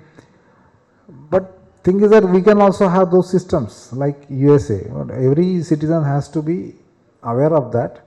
Secondly, what every household in USA is paying 3,000 rupees in Indian currency, 3,000 rupees per month towards solid waste management. So clean city is available. What we pay, you go through your tax receipts, house tax receipts. There is nothing you pay. I don't know recently, but nothing you pay about solid waste. You pay 50 rupees for sewage and water supply.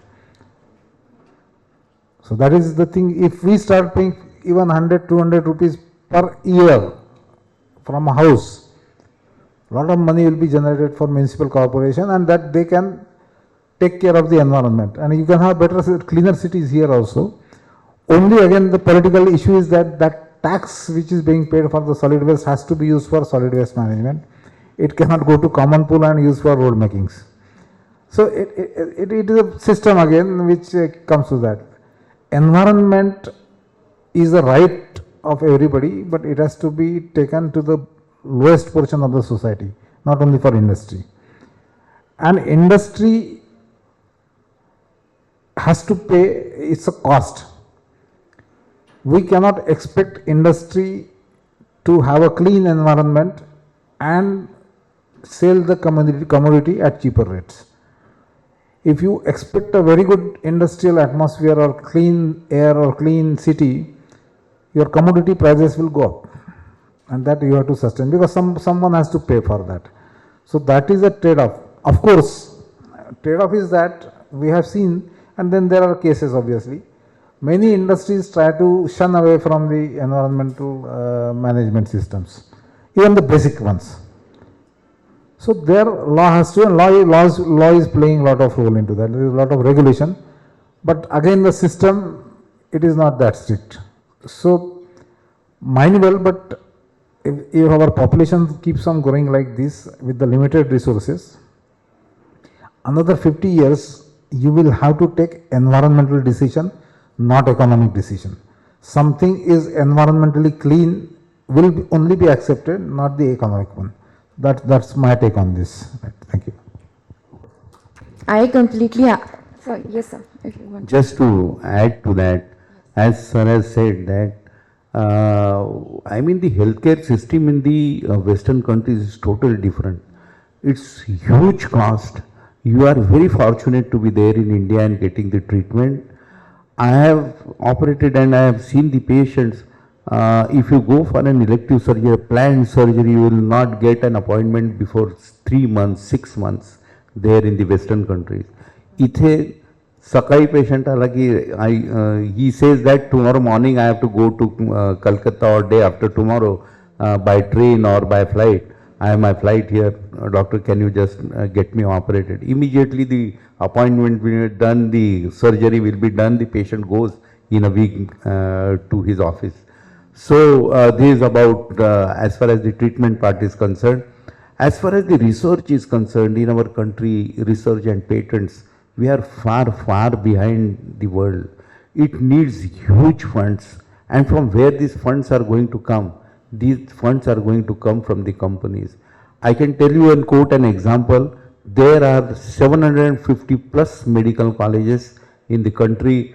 Only the research papers come from only 10 selected medical colleges. So that is the scenario.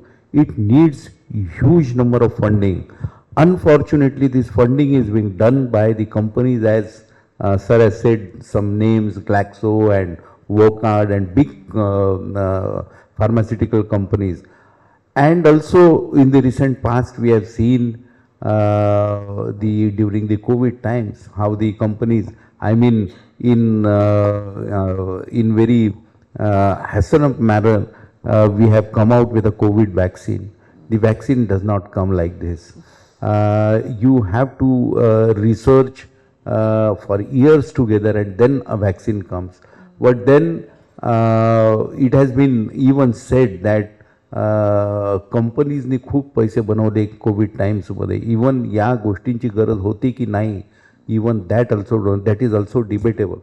So it's all about research, patents. Unfortunately, our country is much behind this as compared to Western countries. Vaidya sir, don't you think that every domestic household is equally responsible for this thing? Start from very small things like segregating gila kachra and sukha kachra every day. Most of us, what happens, we dump it together. I will put a statistics that segregation levels in India. I think regulation, if you talk of law, regulation was there since 2000. Supreme Court Brahman Committee was there. And Supreme Court has put the rules, regulations, and 2000 onwards, now we are in 2024. Segregation is not more than 50 to 60% overall India, and we are all responsible for that, not only municipal corporation. We easily blame government, we easily blame corporations, they don't have manpower.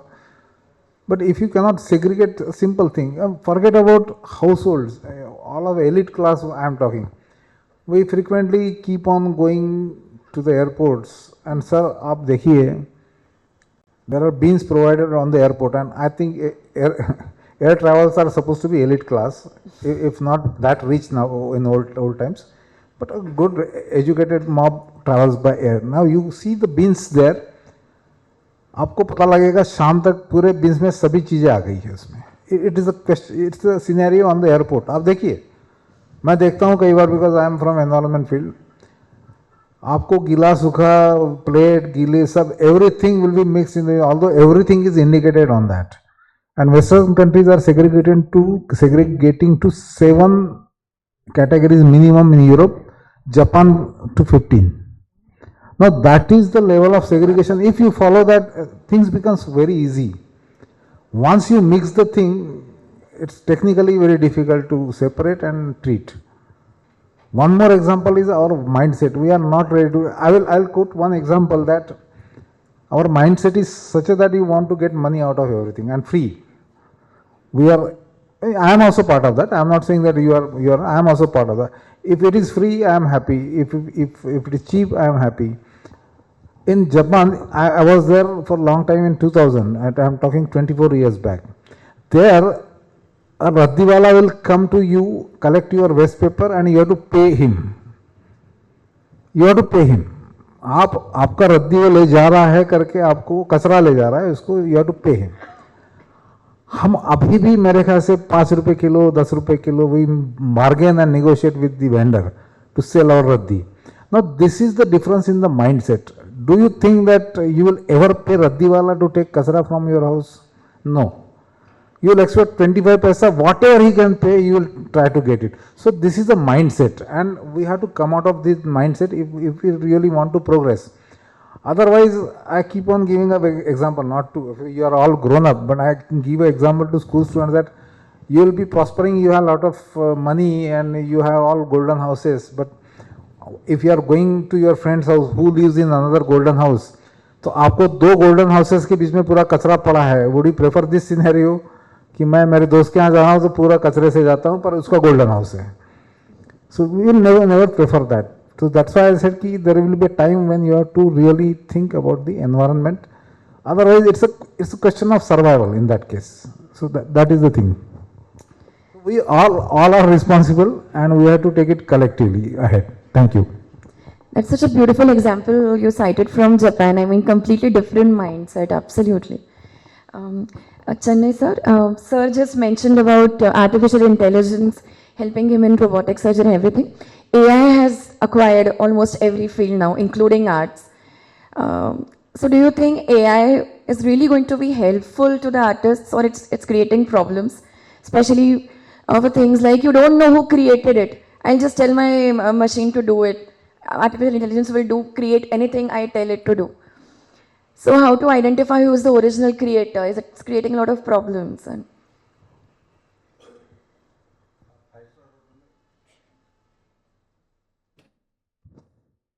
Restaurant में जाते हो, बहुत कुछ खाना वाना खाते हो, याद तो अपने माँ के थाली पीट की आती है ना. That is more important for you that way. मी हाताने काढतो, त्याच्या मागे एक भाषा असते. मैं जब भी कुछ ड्रॉ करता हूं, it has a language of its own. 50 साल से मैं बच्चों के फील्ड में हूं, तो बच्चों की एक लैंग्वेज होती है. जहां पे बड़े बड़े स्कूल हैं, आप देखते हो, वहां पे कर्सिव राइटिंग होता है, मालूम. कर्सिव राइटिंग में सबके हैंडराइटिंग सेम होते हैं. It has a pattern. अगर पैटर्न सबके सेम है तो बैंक आपकी साइन आइडेंटिफाई क्यों करती है? That's the problem. वो साइन को एक लैंग्वेज है, भाषा है.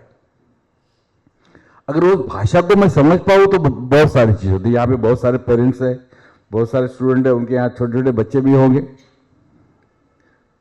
बच्चा कुछ करता है आपका. अभी बीच में मैं जे स्कूल ऑफ आर्ट का जो एलिमी था, उनका एक गेट टुगेदर था, और हमारे जितने भी टीचर थे उनको बुलाया था. और नाना पाटेकर मेरा कलीग था, हम 2 साल साथ में पढ़ाते थे. तो मैं लेट गया, वहां से एंट्री किया तो उन्होंने कहा कि जगातला सगळ्यात श्रीमंत माणूस येतो आहे. ती भाषा होती एक. कोणीतरी पोरगाने विचारलं की सगळ्यात श्रीमंत कसा आहे? श्रीमंत तर टाटा बिर्ला आहेत. तर त्यांनी श्रीमंतीची एक व्याख्या दिली. एखादा आजोबा फाटक्या बनियांमध्ये असतो आणि त्याचा नातू धावत देऊन त्याच्या कुशीत शिरतो ना, तो जगातला सगळ्यात श्रीमंत माणूस असतो. The richest man in the world. या माणसाला तर 1,60,000 नातू आहे. मग आप किती श्रीमंत असला पाहिजे? तुम्ही टाळ्या वाजवल्या पाहिजे असं तो म्हणाला. श्रीमंतीची व्याख्या जशी असते ना, तशी मुलांच्या प्रेझेंटेशनला व्याख्या असते, आणि म्हणूनच ती काहीतरी वेगवेगळी असू शकते. आता मी एका खामगावला गेलो होतो बरं का, लहान मुलांच्या शिबिरासाठी. 500 मुलं होती, वेगवेगळ्या शाळेची मुलं. त्यातल्या एका मुलांनी एक चित्र काढलं. मी सर्व मुलांना म्हणतो की तुझी भाषा मला समजते. मला भरपूर वेळाने त्याने एक चित्र काढलं. सगळी मुलं हसायला लागली त्याला. सब हंसने लगे. ऐसा होता कि तुम वो मेरे तरफ आया, बोला देखो मुझे सब लोग आबा बोलते, आबा देखो मैं अच्छा चित्र किया तो, और ये सारे लोग हंस रहे हैं. मैंने देखा यहाँ पे, आई वॉज थ्रिल्ड रादर. एक मोर आणि त्याला 8 पाय काढले. लॉजिक आणि इलॉजिकलची गोष्ट असते, तुम्हाला लक्षात ठेवा. भाषा जेव्हा म्हणतो आपण, त्यांनी 8 पाय काढले मोराला. मी म्हटलं अरे मस्त केलं यार तू, 8 पायाचा मोर म्हणजे खूपच झाला. त्याच्या मनात काहीतरी सुरू असेल. तुम्ही विचार करा, जेव्हा मूल काढते ना त्याच्या मनात काहीतरी सुरू असतं. तो म्हणाला की तुला माहिती आहे हा मोर ना माझा फेवरेट आहे, माझा अतिशय महत्वाचा आहे. असं विसं म्हटलं जसं काही त्याला मिठीच मारायची आहे मोराला. त्याला याच्या मागे वाघ लागला आहे. वाघ त्याला आवडत नाही, मोर त्याला आवडतो. त्याला वाटतं की आत्ता जर झेप घेतली वाघाने त्या मोराला खाऊन टाकेल. मोर जोराने पळाला पाहिजे म्हणून त्याने 8 पाय लावले त्याला. सोपी गोष्ट आहे ही. सेन्सिटिव्हिटी आहे त्याची, ती मी जर समजली नाही तर मी लॉजिक काढीन. गधडे 8 पाय असतात का मोराला असं मी सोडून मोकळा होईल? तसं नसतं. अशी उदाहरणं खूप असतात. एक मुलाने एक रावण काढला, तुम्हाला सांगतो का. चित्र जेव्हा येतं ना माझ्यासमोर तर घर बोलतं. मुलं खोटं बोलत नाही, तुम्हाला माहिती असेल की घर बोलतं. तो म्हणाला की आबा माझी आजी आली होती काल. एवढं ठीक आहे, पण दुसरं वाक्य असतं की माझ्या आईला बिलकुल आवडत नाही माझी आजी. घर बोलतं. आणि मग मी आजी आली ना, मैं अपने आजी के पास ही सोता हूँ, मैं इधर उधर नहीं सोता. आजी बहुत अच्छी अच्छी कहानियां बताती है. कल उसने मुझे रावण की कहानी बताई. रावण की कहानी बताई और मैंने एक पेंटिंग बनाया रावण की कहानी पे. एक रावण केला, त्याच्या डोक्यावर दुसरं डोकं काढलं, त्याच्यावर तिसरं चौथं पाचवं असा व्हर्टिकल रावण केला. म्हटलं मस्त केलं यार. असं कसं केलं? तुला माहित नाही आबा, रावण एकापेक्षा एक बदमाश होता असं आजी म्हणते. व्हेन ही सेज एकापेक्षा एक, it has to be vertical. तुम्ही इमॅजिन करा, it can't be horizontal at all. कुठं वाल्मिकीने लिहिलं आहे? किसने लिखा है कि ऐसा रावण चाहिए, ऐसा नहीं चाहिए?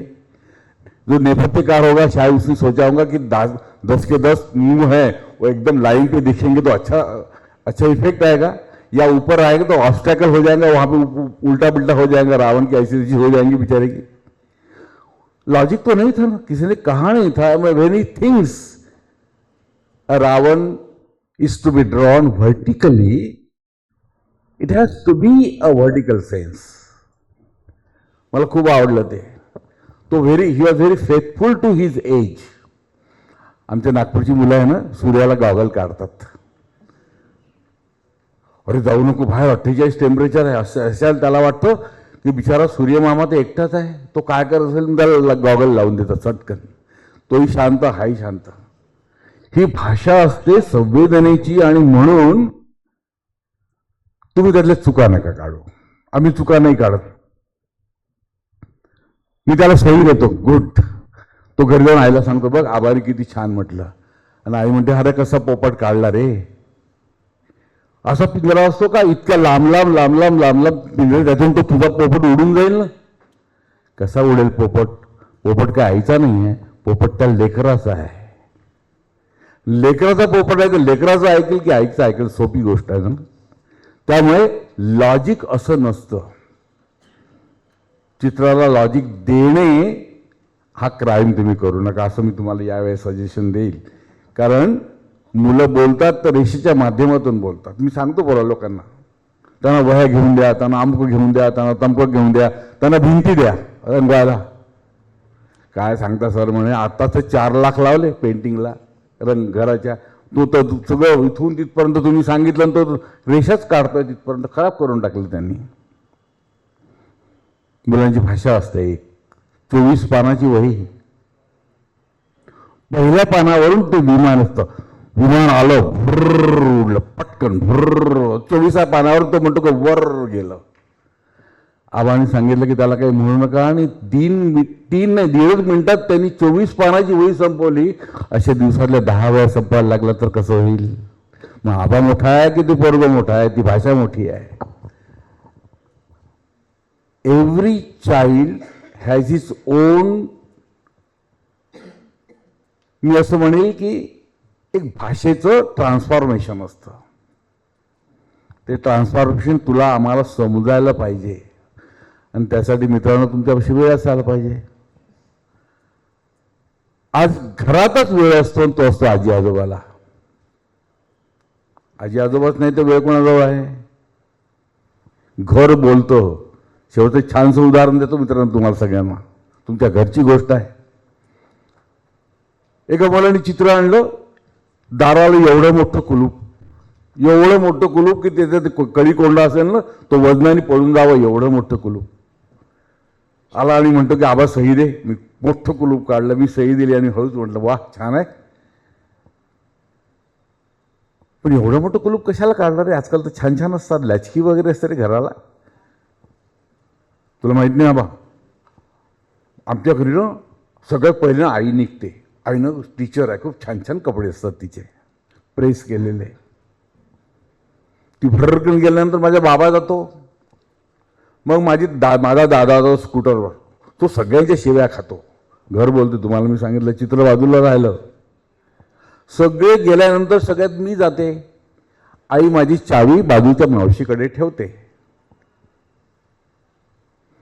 आणि मला सांगते की आई गेली, आजोबा गेले, दादा गेला, बाबा गेला आणि शेवटी मी 6 वर्षाची मी जाते.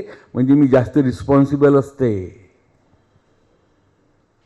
आणि त्यामुळे तिला असं वाटते मी जर गेली तर माझी रिस्पॉन्सिबिलिटी असेल म्हणून घराला एवढं मोठं कुलूप लावते ती. ही संवेदना आहे तिची.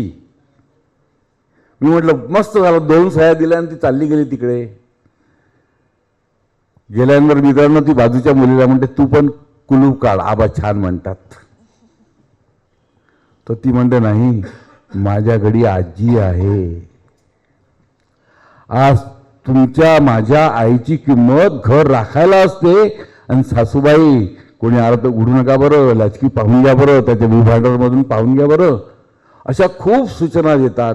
संपूर्ण घर 24 तास बाहेर पडतं, बाहेर फिरतं, कारण असतील चांगले. आणि आजी मात्र घरात 24 तास असते एकटी, वाट पाहत असते की पहिल्यांदा कोण असते. चित्र बोलतं, त्याची संवेदना बोलते. मित्रांनो तुमच्या घरी एक लेकरू असेल, छोटं ना नातू असेल, मूल असेल, आजूबाजूचा कोणी असेल, तुम्ही शिक्षक असाल, चुका नका काढू, गणिताच्या चुका काढा.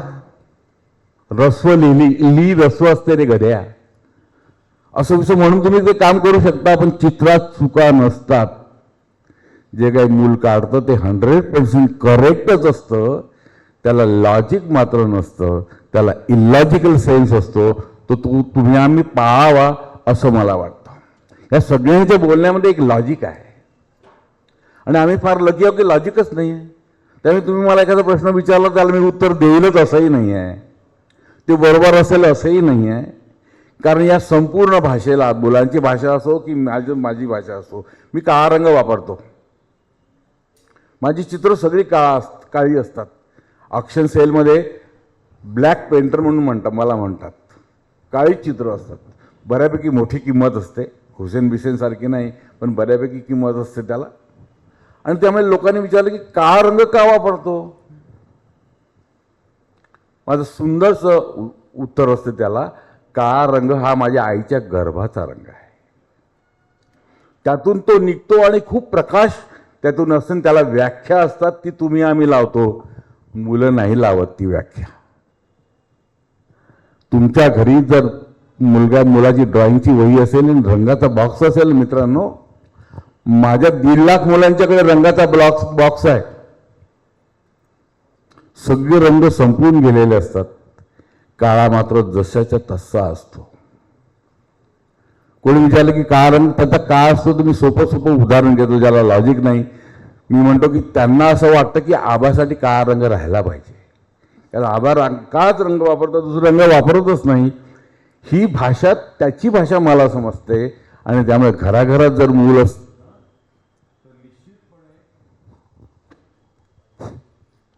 हॅलो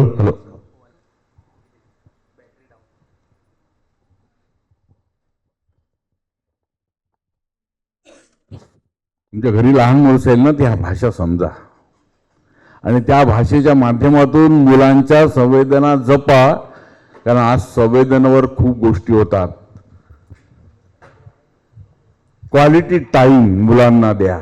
म्हणजे शनिवार रविवारी आला की त्याला बाहेर घेऊन जा, मॉलमध्ये घेऊन जा, पिझ्झा केलवा आणि म्हणा की मी त्याला क्वालिटी टाईम दिला आहे ना. क्वालिटी टाईम तसा नसतो. पोरांची भाषा समजून घ्यायची असते, त्याला आम्ही क्वालिटी टाईम म्हणतो. तुम्ही ती करावी अशी अपेक्षा आहे. Thank you.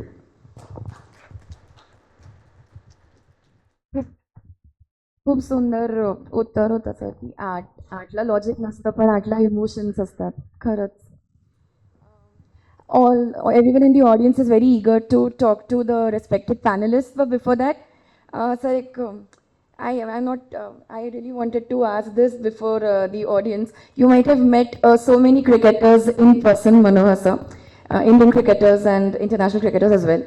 So, would you like to share any interesting experience of yours with the conversation that you might have had with them, or something that the youth present here would be able to learn from that cricketer?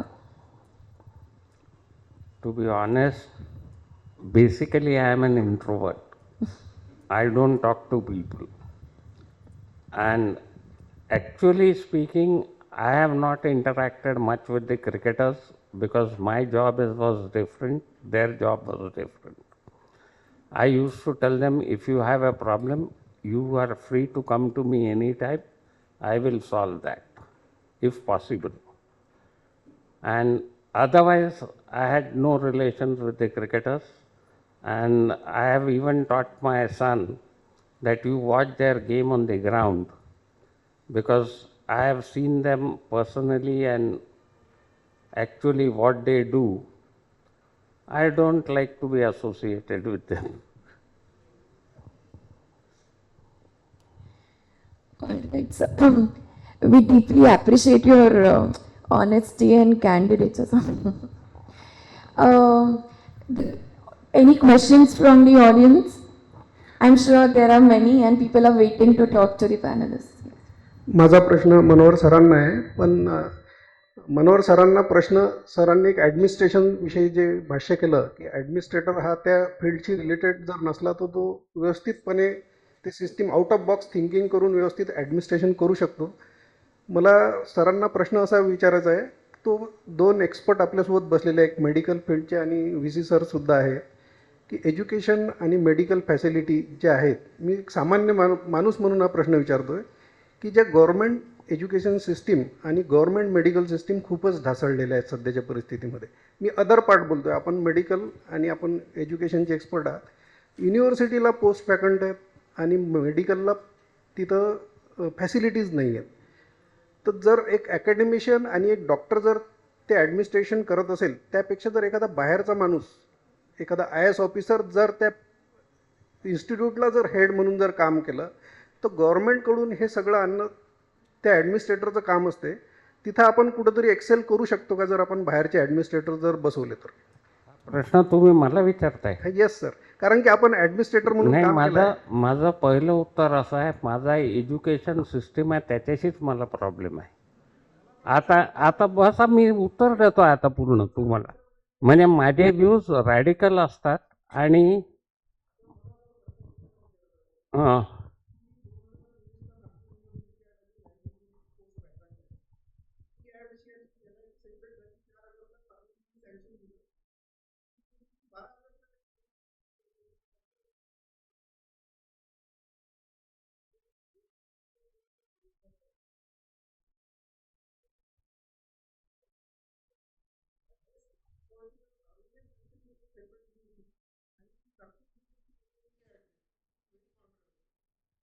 मी तुम्हाला आता थोड्या वेळापूर्वी सांगितलं ना की unless and until त्या माणसाचं dedication त्या ऑर्गनायझेशनकडे नसेल तर काम होणारच नाही, कधीच नाही होणार. कारण त्याचे इंटरेस्ट जर का वेगळेच असतील तर तो त्याच्यात लक्षच देणार नाही. बेसिकली काय आहे, तुम्ही कुठलंही काम करताना, आणि जसं तुम्ही म्हणे एज्युकेशन सिस्टीम, तर माझा सिस्टीमलाच विरोध आहे. पहिली माझं म्हणणं आहे, आता एक साधा प्रश्न मी इथे बसलेल्या सगळ्यांना विचारतो. तुम्ही शाळेत होतात प्रत्येकजण, तुम्हाला फिजिक्स, केमिस्ट्री, मॅथमॅटिक्स वगैरे विषय होते, तुम्ही 10वीपर्यंत सगळे शिकलात. आता याचा तुमच्या आयुष्यात उपयोग काय? शून्य उपयोग आहे, शून्य. आता मला एका सांगा की एखाद्या माणसाला हे ब्रेन ग्रोथसाठी वगैरे सगळं ठीक आहे, ब्रेन ग्रोथ, पण ज्या माणसाला ज्या गोष्टीत इंटरेस्ट आहे त्या गोष्टीत, आता जसा चन्ने सर इथे बसल्यात, त्यांना पेंटिंगमध्ये इंटरेस्ट आहे, आर्टमध्ये इंटरेस्ट आहे. त्या मुलाला तुम्ही 4थीपर्यंत शिकवता, तोपर्यंत तो 10 वर्षाचा मुलगा होतो, तोपर्यंत तुम्ही त्याला गणित वगैरे शिकवा, कारण त्याला बेरीज वजाबाकी आली पाहिजे, उद्या एवढं गेलं तर त्याला भाषा शिकवा. पण त्यांना पेंटिंगचं ट्रेनिंग जर का 5व्या वर्षापासून द्या आणि त्यांना मॅट्रिक पेंटिंगमध्ये करा, त्यांना BA पेंटिंगमध्ये करा, डिग्री द्या तुम्ही त्या याची. त्याचा इंटरेस्ट व्हा, त्याला फिजिक्स केमिस्ट्री मॅथ्स नाही शिकायचं आहे. उद्या एखाद्याचा वेगळा विषय असेल, तो म्हणेल मला हे करायचं आहे. एखाद्याला म्युझिक शिकायचं आहे, गाणं म्हणायचं आहे. आता म्हणून म्हटलं तुम्ही सगळ्यांना सांगता की नाही तुम्ही हे शिका. आता मला सांगा, तुमच्यापैकी किती लोकांना थिअरम्स आणि हे येतात, डेरिव्हेशन? मला तर एकही नाही येत. मी मॅट्रिक झाला, मला एकही गोष्ट येत नाही, फिजिक्स केमिस्ट्री बायोलॉजीतली काहीही येत नाही. ज्याला ज्या विषयात इंटरेस्ट आहे ते त्याला शिकवा. दुसरी गोष्ट, आता हे मेडिकल कॉलेजेस आहेत. आता तुम्ही मला प्रश्न विचारला मेडिकल कॉलेजचा ॲडमिनिस्ट्रेशन. मेडिकल कॉलेजचा ॲडमिनिस्ट्रेशन हा मेडिकल फील्डशी कनेक्टेड माणूसच करू शकतो, अनकनेक्टेड माणूस नाही करू शकत. उद्या तुम्ही मला सांगितलं तर मला कळणारच नाही त्याच्यातलं काही, कारण की उद्या मशीन्स काय लागतात, काय लागतं, ती डेव्हलपमेंट काय आहे. त्याच्यामुळे मेडिसिनल फॅकल्टीमधला उद्या हे LITचे समजा आता हे इन्चार्ज आहेत, तर जो LITचा केमिकल इंजिनिअरिंगचा माणूस आहे त्यालाच ते करू शकतं. मला काय करणार की उद्या या गोष्टीतलं तर त्या फील्डचा माणूस पाहिजे. पण तो माणूस निवडताना हा माझ्या जवळचा आहे, आणि मी सिनियरिटीवर माझा विश्वास नाही.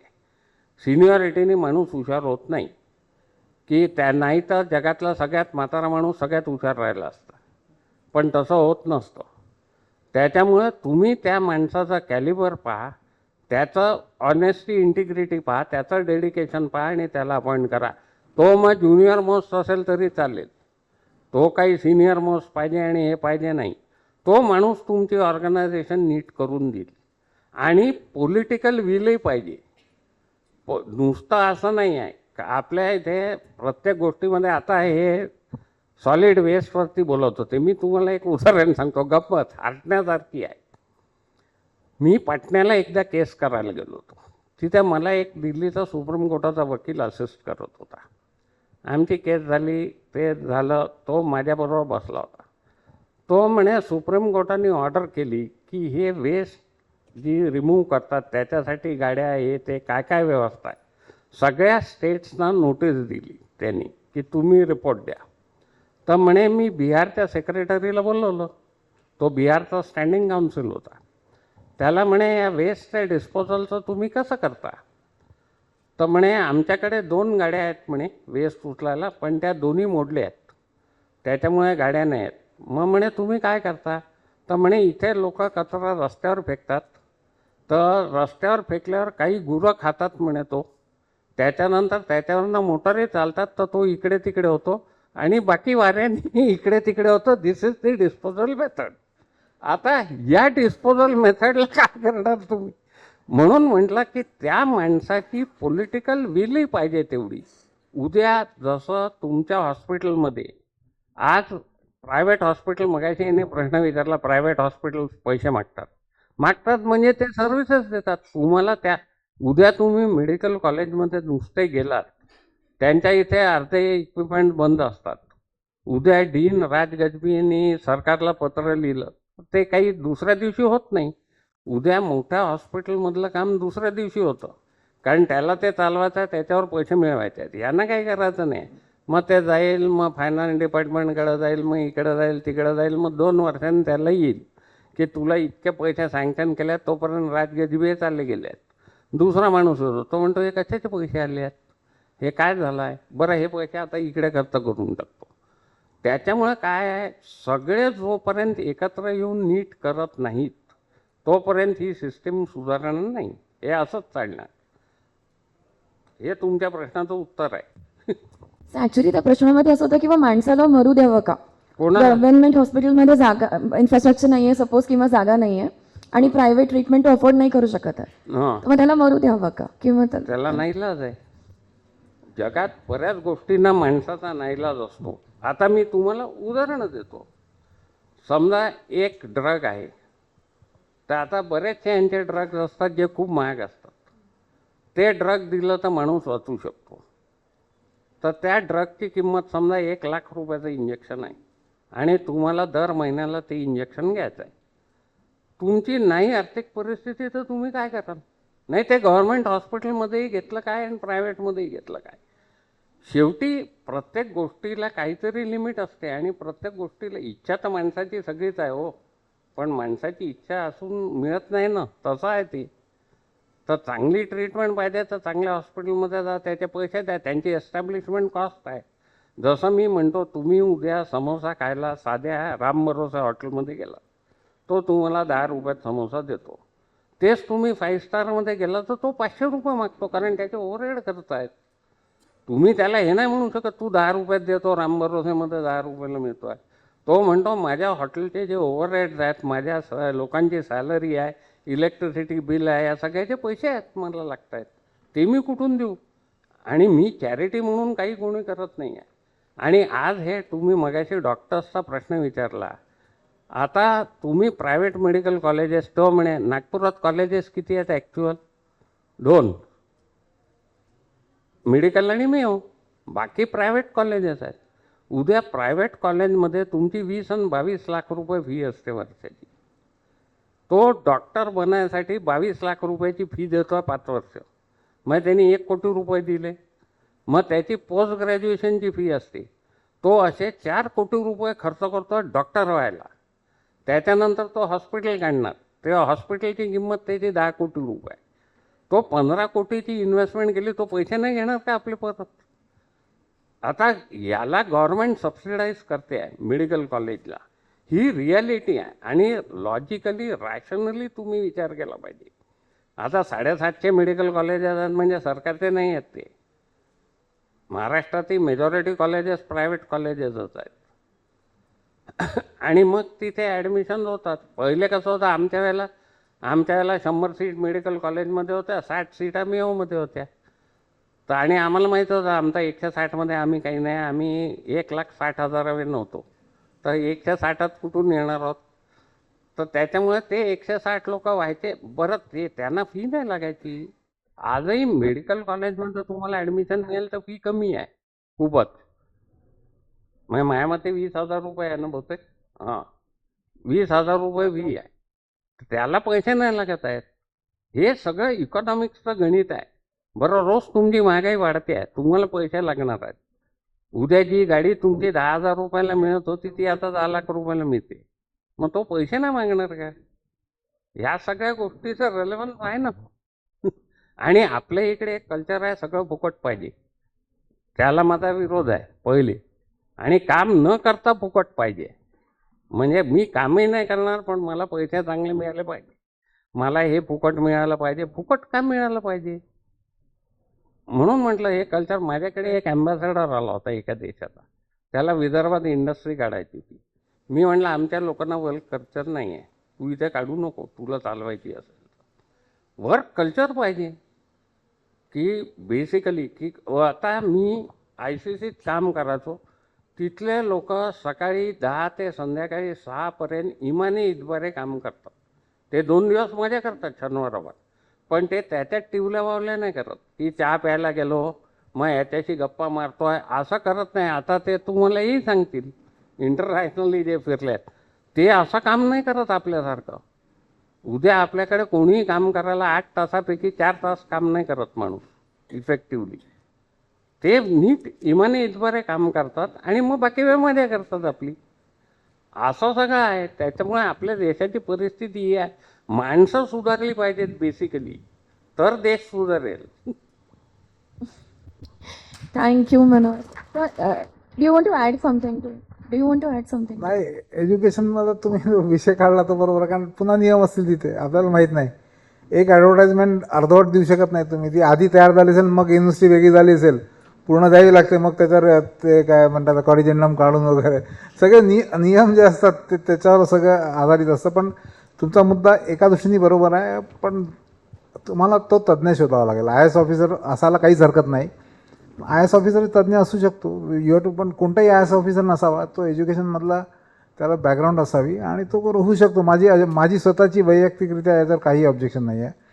आणि दुसरी गोष्ट म्हणजे की नियम आणि युनिव्हर्सिटीमध्ये रजिस्ट्रार आणि इतर पोझिशन्स असतात जे ॲडमिनिस्ट्रेशन आणि नियम पाहतात. पॅनल्स कुलगुरूंना साधारणपणे अकॅडमिक आणि इतर गोष्टींना फक्त फॅसिलिटेट करायचं असतं. पण आता प्रत्येकाने आपला रोल अदा करायचा असतो. कधी कधी लॅप्सेस बरेच होतात आणि त्याला बरेच कारण आहे. मॅनपॉवर नाही आहे, रिक्रुटमेंट नाही, पुष्कळ आहे. पण एज्युकेशन सिस्टीममध्ये सर म्हणाले तसं आमूलाग्र बदल करण्याची जरूरत आहे. चंदे सर, मी बिना जपानचं उदाहरण देईन. मी तिथे लहान मुलांमध्ये पुष्कळ मलाही आवडायचं, त्यावेळेस जायचो मी. आणि तिथे शाळांमध्ये असं की मी 4थीपर्यंतचे वर्ग सगळे मुलं एकत्र बसायचे आणि खाली बसायचे सतरंजीवर आणि त्यांना सगळे खेळणे, पेंटिंग, सगळ्या गोष्टी अवेलेबल होत्या सायन्स आणि याच्यापासून. आणि त्यांचे शिक्षक ऑब्झर्व करायचे सांगून आणि साधारणपणे एक 7वी 8वीपर्यंत त्या शिक्षकांना अंदाज यायचा की हा मुलगा कोणत्या दिशेला चाललेला आहे. तो त्याच्या नॅचरल इन्क्लिनेशनप्रमाणे ते त्याला सजेस्ट करायचे. मला वाटतं 2%च्यावर एरर येत नसेल. म्हणजे ज्याला लहानपणापासून चित्रकार आवडतो चित्रकारच व्हायचा आणि त्याचे सगळं ऑब्झर्वेशन 8 वर्ष त्याचे करायचे शिक्षक. तर ही सिस्टम आहे. पण आता आपल्याला लिमिटेशन. दुसरी गोष्ट पॉप्युलेशन. 125 करोड लोकांना सगळ्या नियमात बसवणं हे फार कठीण असतं. हा इश्यू कॉम्प्लिकेटेड आहे. जोपर्यंत आपण सगळे सुधारत नाही तोपर्यंत नाही सुधारू शकत. हा बेसिक नियम आहे. मी पूर्ण सरांची सहमत आहे. लोक सुधारले पाहिजे, त्याशिवाय मग बाकी गोष्टी आपोआप सुधारतात. Just to add to it, जो तुमचा प्रश्न होता की मेडिकल ॲडमिनिस्ट्रेशन वर एखादा IAS माणूस जर आणून बसवला. IAS माणूस ऑलरेडी आहे. Our commissioner is medical education commissioner is an IAS officer. I just want to tell you that it is the person who is sitting there. If there is a will, there is a way. I'll tell you now, there is not a single drug आता सध्याच्या परिस्थितीत medical कॉलेजमध्ये जे available नाही आहे. Funds are coming in a big way. 1100 कोटी रुपयांचे कामं medical कॉलेजमध्ये सुरू आहेत. स्वच्छता पण चांगली आहे. As far as the other part is concern, तर मेडिकल कॉलेजमध्ये आता रोबोटिक शस्त्रक्रिया सुरू झाल्या ज्या महाराष्ट्रात कुठे नाही. म्हणजे तर हे सर्व तिथे बसणाऱ्या त्या माणसाच्या विलवर आहे. तर hopefully, I mean, the problem is there in the system. आणि म्हणजे gradually with all these politicians, I mean, medical फील्डमध्ये पण खूप पैसा येतो त्याच्या ॲडमिनिस्ट्रेशनसाठी, पण तेच ते खालपर्यंत काही पर्कोलेट होत नाही. I will give you an example that the medical कॉलेजचं 400 कोटी रुपयाचं बजेट आहे गव्हर्नमेंट मेडिकल कॉलेजचं. पेशंट तितकेच येतात. एम्सचं बजेट 1800 कोटी रुपयांचं आहे. नाव how do you expect everything to be done, all advances, सर्व medical gadgets to be available in a medical college ज्याचं बजेट 400. पेशंट तिकडेही सारखाच येतो आहे, पेशंट इकडेही सारखाच येतो आहे. He is a human being. You have to treat him equally, whether he goes to AIMS, whether he comes to medical college. Medical कॉलेजचं बजेट 400 कोटी आहे, याचं बजेट 1800 कोटी आहे एम्सचं. तर this disparity, central government, state government, मग त्याच्यानंतर काही फंडिंग नसतात. पण in spite of that, I will tell you की you can bring funds.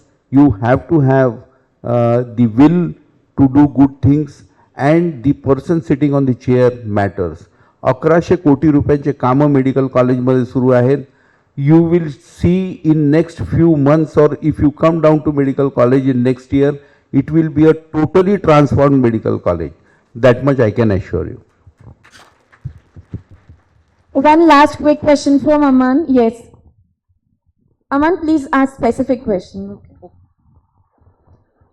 Good morning. My name is Aman Ali, and my question is that a lot of these Bollywood and Hollywood celebrities are known for using performance enhancing drugs, which are banned under Indian law.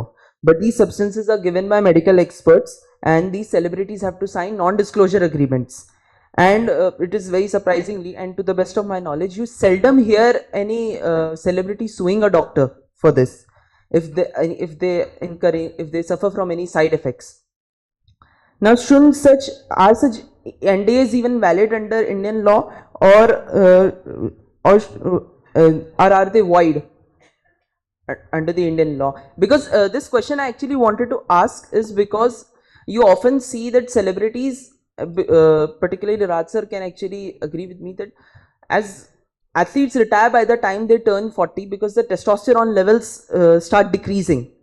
But you see these celebrities that they for a role they pack up a lot of muscle, which is basically not possible biologically. That means by looking at the images you can actually gauge that they have been involved in taking performance enhancing drugs and steroids. So Yeah, they do it on their own. Nobody prescribes them. They are doing this on their own. They are going to doctors. Doctors must be prescribing. I don't think doctors are prescribing them. They are going to gym. There are so many of protein powders and everything. They are all building their muscles. I mean, they are playing whatever, experimenting with their own body. You must have seen that actor Gajini, and he has built up his body within a few months, and then he has taken down that, I mean, tone of muscles, everything. They are celebrities. They are in habit of increasing and decreasing their weight so frequently, but then doctors are not prescribing them. I will give you an example. Michael Jackson was in the habit of doing so many plastic surgeries on his face. He himself is giving consent. He is going to the doctors or the plastic surgeons. I mean, just to share with you, he had every year he used to do some plastic surgery. He has 3 nostrils, and he wanted to fly. I mean, like a bird. That was his, that was his notion, and he was in habit of using so many of steroids because of all his surgeries. One fine morning, his 3rd nostril, his complete nose fell down. So he was otherwise, I mean, in his final years or last years, he was looking very ugly. That is what I have read about it. So people are there who are experimenting on their bodies. It is not the doctors who are prescribing them. no, sir, but because you see the impact of this is that when these celebrities, they say we became so much fit because of this exercise routine, but then that sounds very misleading to the public that they are telling these Absolutely, the because people there is should an not involvement. follow them. Biologically, it Unfortunately- makes no sense. Scientifically, it makes no sense. Absolutely. Unfortunately, our society is such that whatever that celebrity does, they keep on following him. So, but let me tell you, no doctor will prescribe all these medicines which are not going to help that particular celebrity, or it is going to hamper their physical fitness or something like that. So, Shashank sir, how are such NDAs even valid, or are they invalid under Indian law? Such NDAs that Non-disclosure agreements Agreement. regarding taking this PEDs. Non-disclosure agreement would be valid unless and until it's a banned drug is prescribed. And basically, I'll tell you, I was telling her just now, what you see on the screen is a makeup body which is shown to you. It's a makeup, they don't have a six-pack ab. It's a makeup which is done by the makeup man. If you see them in person, you would know that they are not so fit. yes, sir. Thank you, Aman. This discussion is so interesting and intriguing. I'm so sorry, ma'am. We will have to conclude due to paucity of time. Thank you so much. A huge round of applause for all the panelists here. It's our extreme pride and privilege, sir, to have you with us and to hear you in person. I now invite Dr. Harshada Valke ma'am to kindly propose vote of thanks.